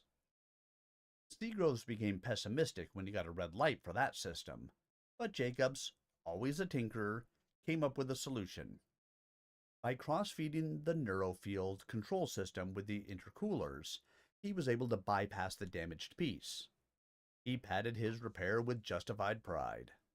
There, that should serve you for the life of the Lamb, or yours, whichever comes first. Takuda and Vost climbed onto the back of the Lamb so that the desk commander could see the laser default system. They broke into the access panel and threw the switches that controlled the power feed to the weapons system. When Vost explained that the machine guns would still work, Takuda decided that leaving those active was probably a good idea. The short-range defense weapons might make a difference if the Lamb ever got into trouble. With the side of the dropship split down to the ground, the entire cargo area was exposed. The rest of the mech stood mute against the bulkheads, forgotten toys awaiting some call from the future. The other pilots could not resist climbing into their cockpits to check circuits and servos. There were no orders to deploy as yet, but it looked like they still might get their chance. The pilots felt a surge of hope. Even Jacobs, whose training on a mech had occurred so long ago, could feel the urge to break the machines free. It had been a decade since he'd last sat in his father's mech, but the instinct was still there. When the Lamb was completely clear, Seagroves reported to Takuda and Vost. The desk commander took the pilot aside. You will be in a very delicate position, Mr. Seagroves.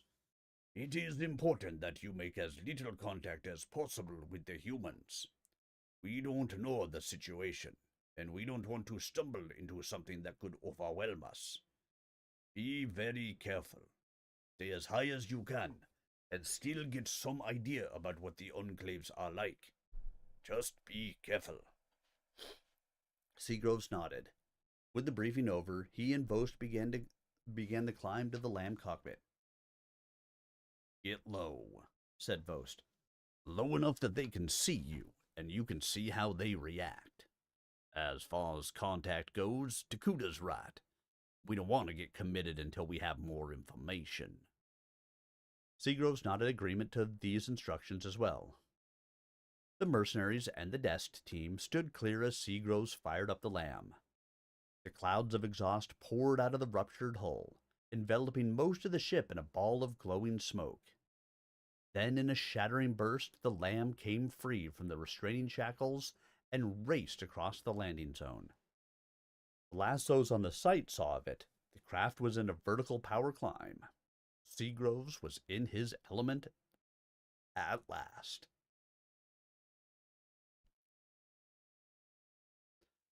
Alright guys, I think probably one more chapter tonight. We'll get through 15.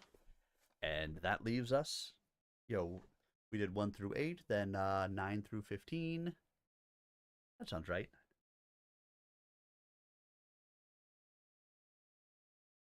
Oh, maybe 16 too. Hey, you know what? We'll do 16 too. It's still early enough. It's only 9:40. Yeah, 15 and 16. There we go. In fact, here's 15. 15. Seagrove settled deeper into the economically designed command seat of the Lamb. It had been a long time since he'd felt the craft's raw strength under him, and he reveled in the power that vibrated through his being. It was wonderful. Above him, the blue sky also seemed to vibrate with happiness. He thought about rolling the Phoenix Hawk over into a vertical dive over the campsite. Wouldn't that give those ground-bound slugs a thrill? But he thought better of it. He needed to test the control response. He needed to relearn the process of flying. He pushed forward on the starboard control arm and brought the Lamb to level flight. The Lamb's cockpit was crammed with levers, switches, gauges, and lights. The Phoenix Hawk, designed to fly like a bird and walk like a man, had the controls for both modes. A standard mech was a complicated piece of equipment with control sticks for both hands.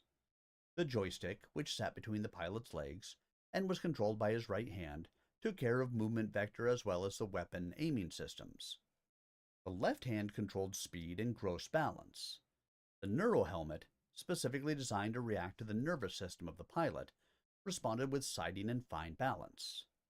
On the dashboard in front of the pilot was the weapon's targeting system, spectral analysis panel, sensor array, radar plot, IR plot, and communication system.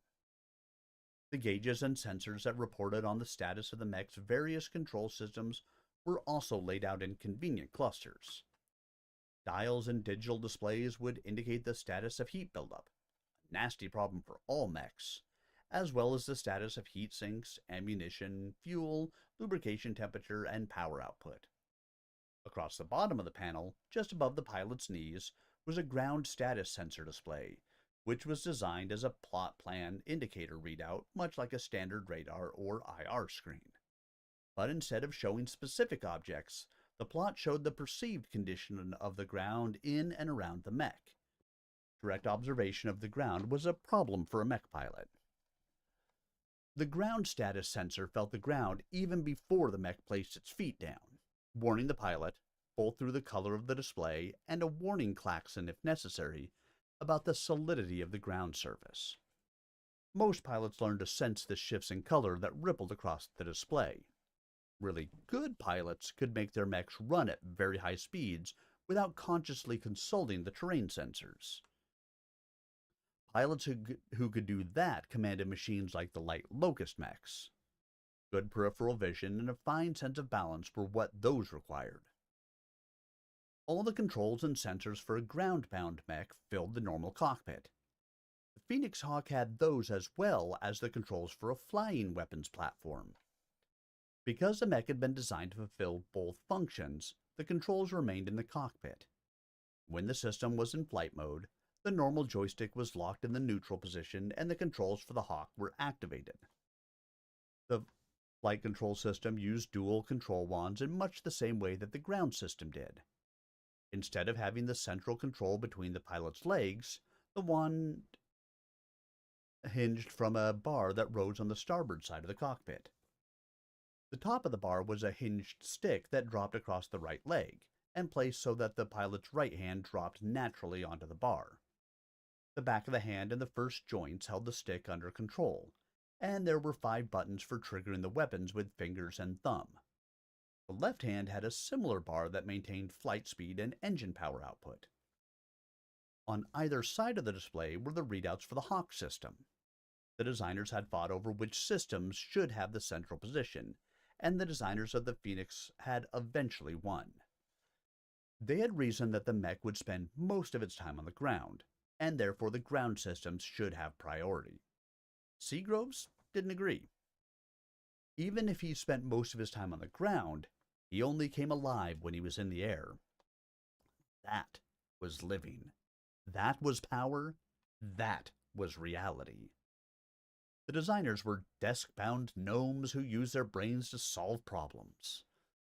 They hadn't asked a pilot what he wanted, and so they'd solved their design problems with calculators and computer graphics. So what if it all worked fine on their computer screens? Real life was different. Seagroves let his eyes sweep over the dials and readouts. Every 15 seconds, his eyes made the sweep from upper left, across the top of the displays, down the right side, and then across the board to the starting point. It was not a conscious act, and there was no requirement that he understand what each dial represented. The systems had been placed on the panel so that all the indicator arrows pointed in the same direction to be green. All that the eye saw and the brain recorded was a mass of little wands pointing the same way. It didn't matter if the dials were upside down, cocked to the right, or cocked to the left. As long as the arrows were in the same direction, then Seagroves knew he had a good panel. As a trained and experienced pilot, his eyes made the sweep every 15 seconds. Some pilots never got the routine, but most of those were buried by now, 6 feet under. There were old pilots and bold pilots, but there were no old, bold pilots. Seagroves was daring when he had to be, but he was as safety conscious as the best of them. That was how Lamb pilots became an experienced Lamb pilot. Seagroves was experienced and intended to stay that way. He rocked the Lamb left and right, feeling the response and noting that the controls were a little sluggish when commands to move to the left. He didn't know whether it was the Lamb or his stiffness at the controls, but his subconscious noted the hitch in the movement, storing the information away for future reference. He would have to check the systems when he landed. Pitch and yaw controls were checked as well, and his eyes continued to make their sweep across the panel. Good board, good board, good board. Seagroves had been slouching along at 450 kilometers per hour, headed west, ever since gaining level flight. The Lamb was trimmed in a slight nose-up attitude and had been gaining altitude as it traversed the ground. The system check complete, he turned his attention to the mission.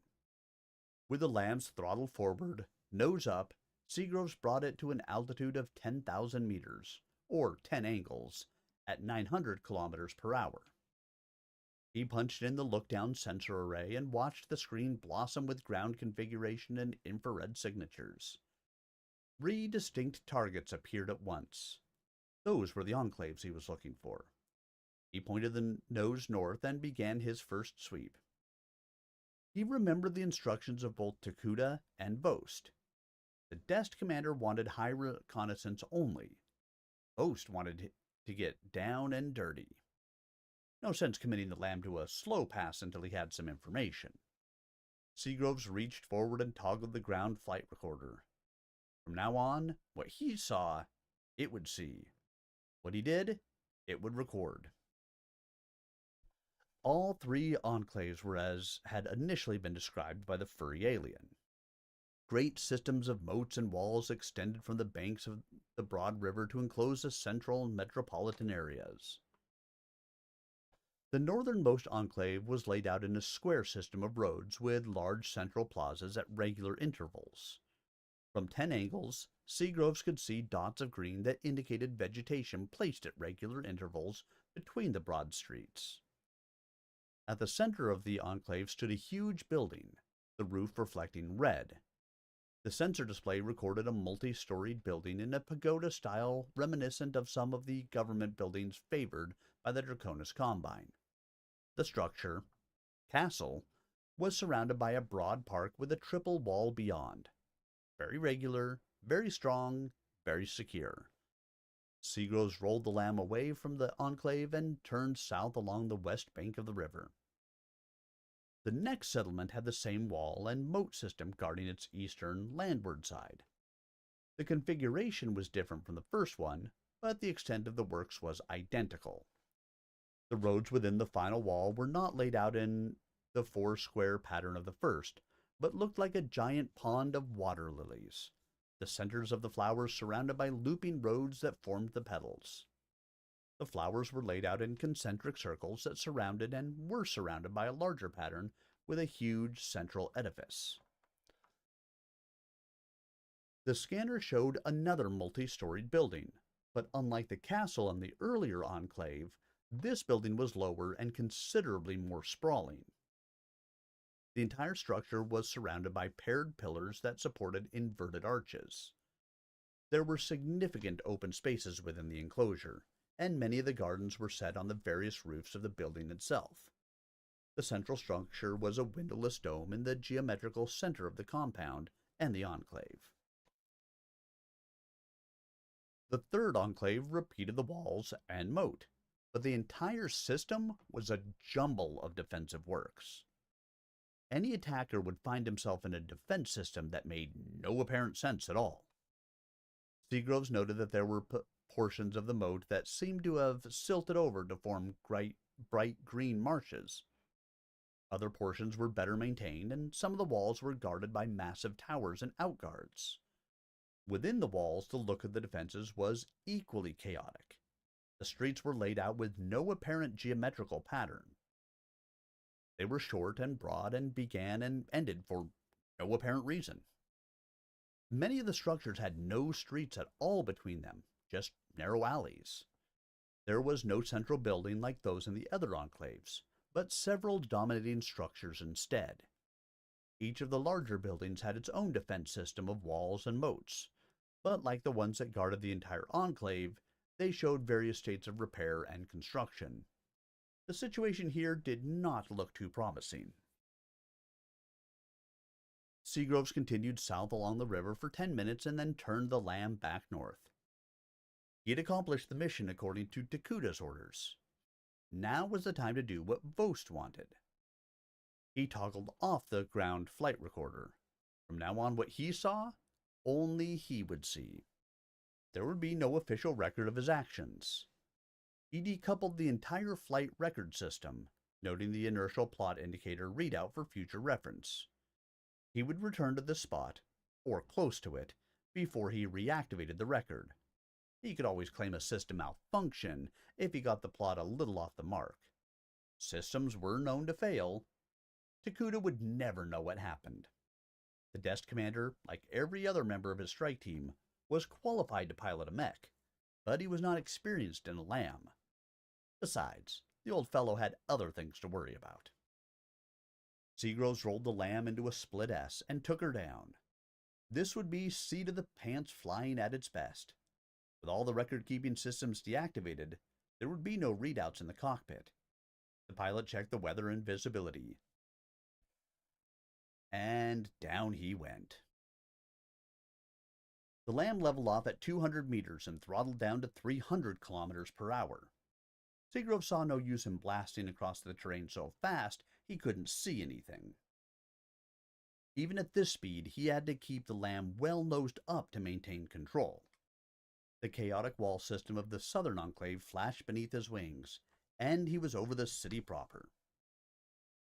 From the people down below, Seagroves got the reaction that he'd expected. They either stood and gaped, or ran for the protection of the building.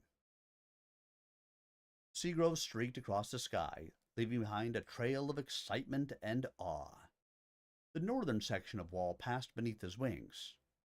Nothing unexpected so far, except something among the jumble of streets and buildings had caught his attention. It was something he knew he should think about, but he couldn't get a clear image in his mind. He rolled the Lamb over and made another pass above the roofs of the city.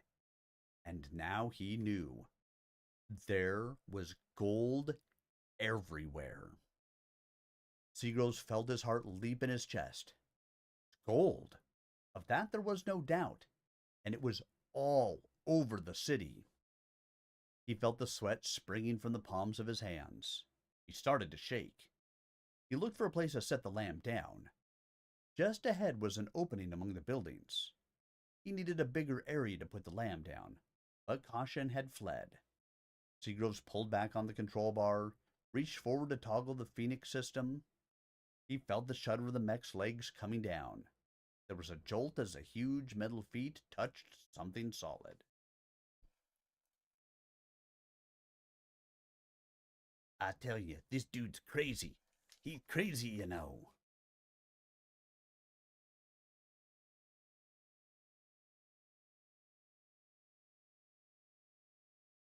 Okay, guys, we'll start into the last chapter here.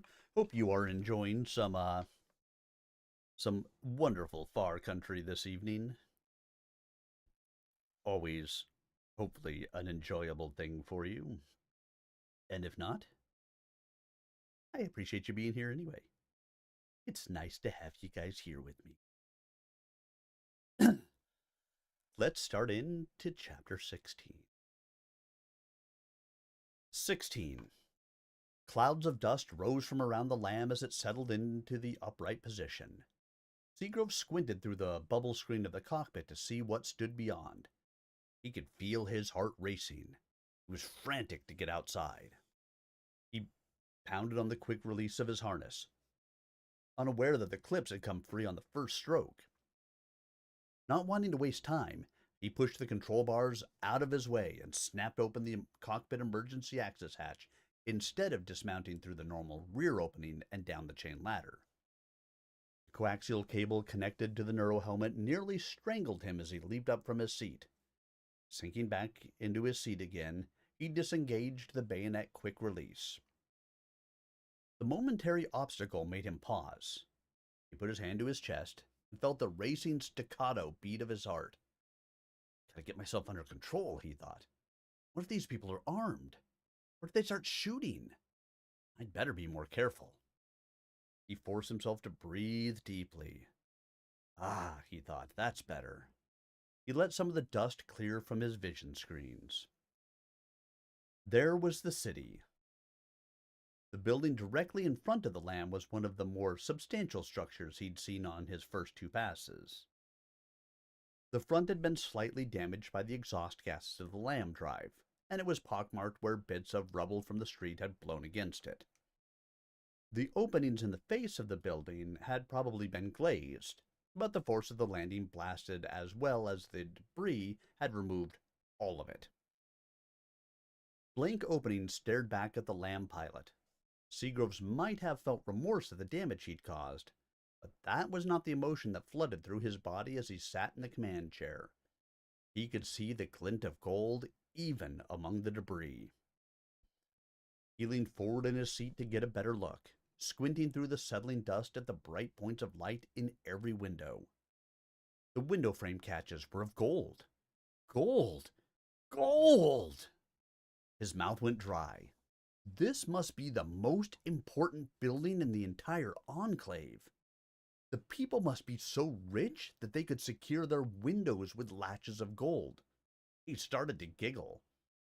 He looked again at the facade. It was beyond his comprehension. The window latches were of gold. So were the knobs on the great doors that stood directly in front of the Lamb.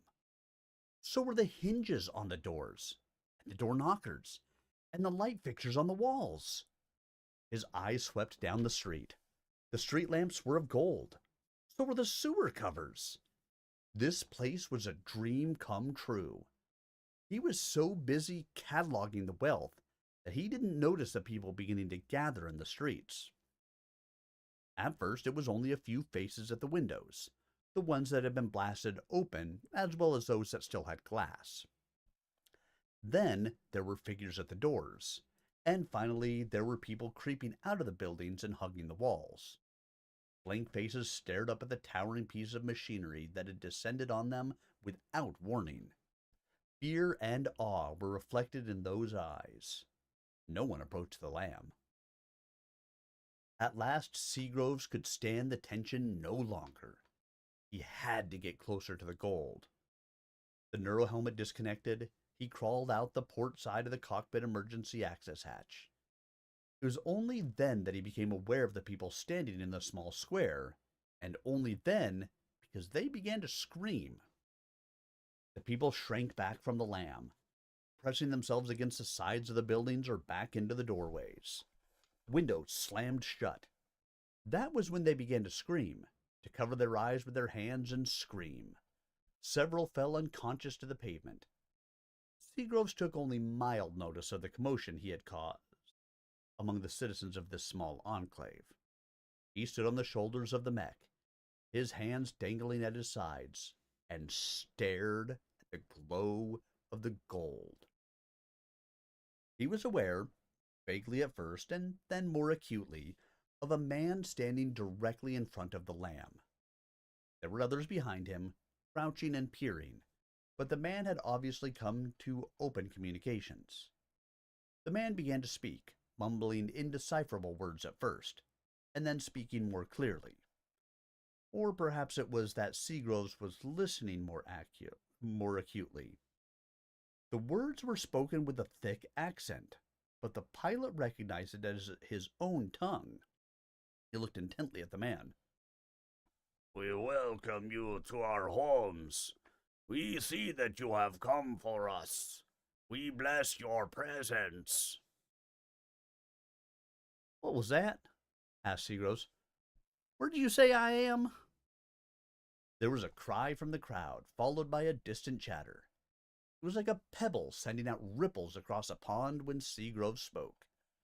The wave of comment and response swept away from the center. Someone called out to the spokesman from the rear, and he raised his hand in response. The chatter stilled in the same wave pattern. This is Usugumo, the man said, speaking the word more clearly. He bowed deeply and looked up at Seagroves. We are here to serve you in all that you desire. 2 hours later, the lamb rose from the streets of Usugumo. Seagroves still couldn't really grasp what had happened. It was a dream, but it wasn't. The cockpit stowage boxes were filled with bits of gold he had been urged to collect from Usugumo. He must have picked up 300 kilos of the stuff. 300 kilos.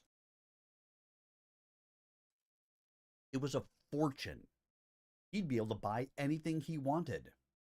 Another couple of hauls like this, and he could retire. In 2 hours, he'd made as much as a very successful mech lance could make in a year.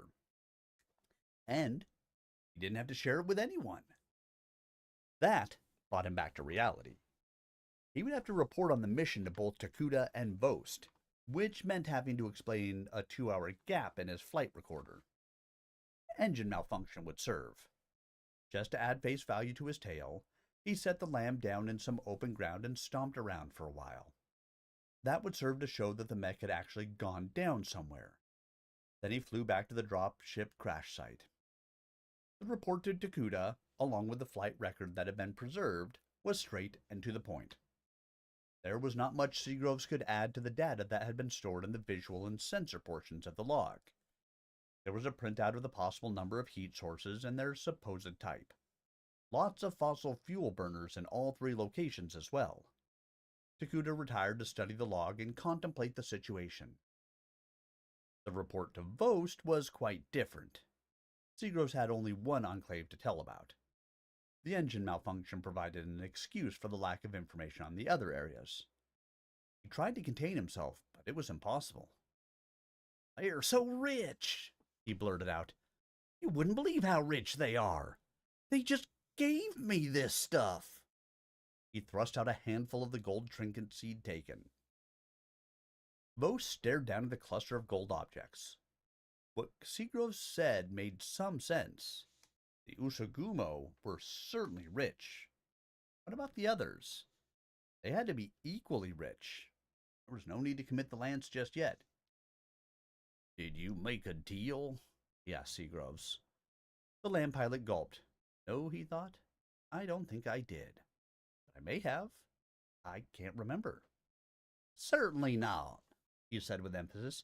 "I wouldn't do that." He wasn't nearly as sure as he sounded. "Don't lie to me, Seagroves," said Vost, his mouth a thin line and his eyes on fire. "If I find out different, I'll skin you alive." "You'll never find out if I'm careful," thought Seagroves. He looked the mercenary commander in the eyes. "It's the truth," he said. The meeting that night between Takuda and Vost was attended by all. Even those who should have been on watch had moved quietly to the outer edge of the circle marked by the firelight. The news of the enclaves and the gold was too important to keep quiet. It started with the mercenaries, but it spread quickly to the desk team. The jump ship and drop ship crews saw no reason why any of this should be secret, and by the time the two leaders met, it was common knowledge that Seagroves had landed in or near at least one of the enclaves. Takuda had heard the report, or at least bits of it, and he was fuming under his composed exterior by the time Vost made his appearance in answer to a polite but firm summons. Takuda wasted no time explaining what he knew about the day's activity. There was no way for the desk commander to know that Seagroves had disobeyed his orders based on Vost's command, nor could he know that Seagroves had exceeded even what the mercenary leader had asked. Both men were walking stiff-legged and tense when they met. "We need to make contact with all the enclaves," concluded Takuda, after summing up what he knew of the situation. "From the pictures I've seen of the defensive works around each, the three enclaves seem hostile toward one another. It's very puzzling to me.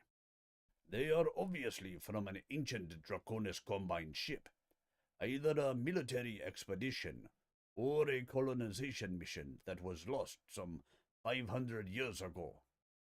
How could they have gone so wrong? How could they have spent 500 years fighting?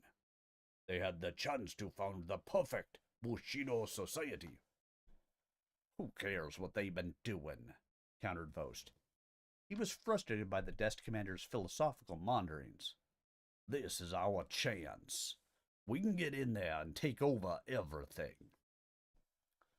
Or we can help make peace. From what I've seen in the report, those people are quite primitive. We could make them come to terms with each other. We could be their teachers." "Teachers?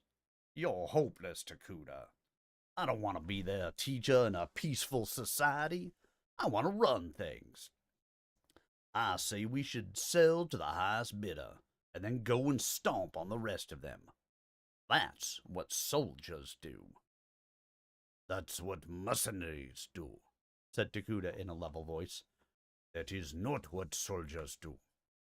Soldiers serve the coordinator in the Draconis Combine. We fight when it is required, and we are prepared to die for the dragon. But fighting is not our reason for being. Service is the reason we exist. Into our hands has been delivered the fighting power of the state, and we should not abuse that power." "Are we going to make contact with the enclaves?" Vost was standing now, his hands on his hips. He was almost nose to nose with Takuda. The desk commander didn't budge. "Of course we are, Pilot Vost. It has been my intention ever since your pilot returned that we should make contact. According to him, the enclaves are less than 100 kilometers from here. We can send out ground patrols. They can make contact and be back in less than a week." "And what are we supposed to do while all that's going on? Sit on our hands? Twiddle our thumbs?" Vost, unable to make Takuda wince, turned his back on the desk commander. "I'll call for a vote right now. I say we break out the mechs and make the best deal. Who's with me?" There was a noticeable tensing among those gathered around the central fire.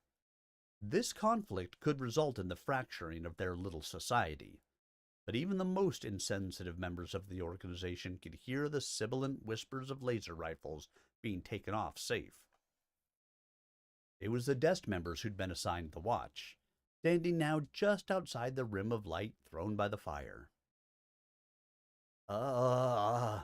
Said Jacobs, clearing his throat and standing. "Perhaps the problem has more than one solution. What Shosar Takuda says about contact is quite correct. We need to do that. On the other hand, perhaps Pilot Vost is right and we should break out the mechs." He nodded to both leaders in turn. But it will take at least a week to free the mechs, and if what Shosar Takuda has said is true, we can have the information by then." "That's fine with me," snarled Vost.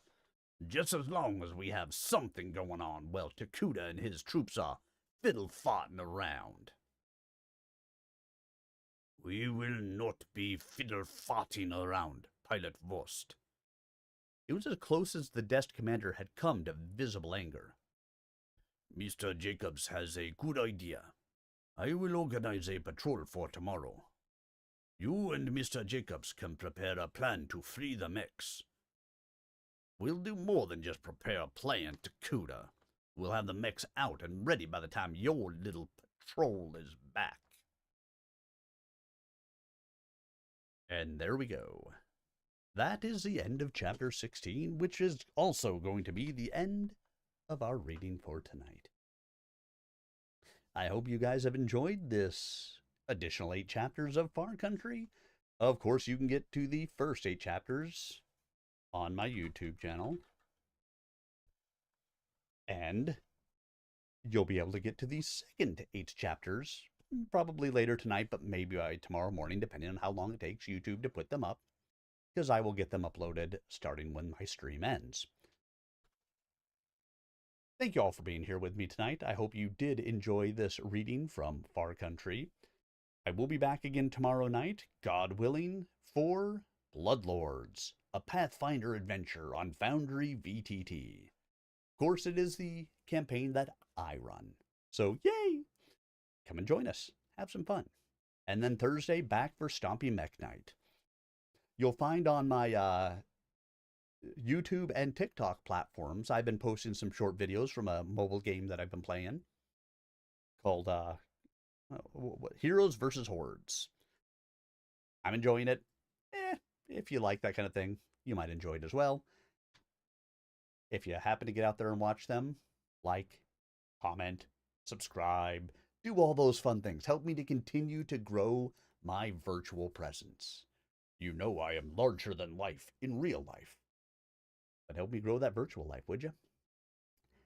Thank you all so much. I hope you guys have a wonderful rest of your evening, and I will see you guys all again really soon. Good night, all.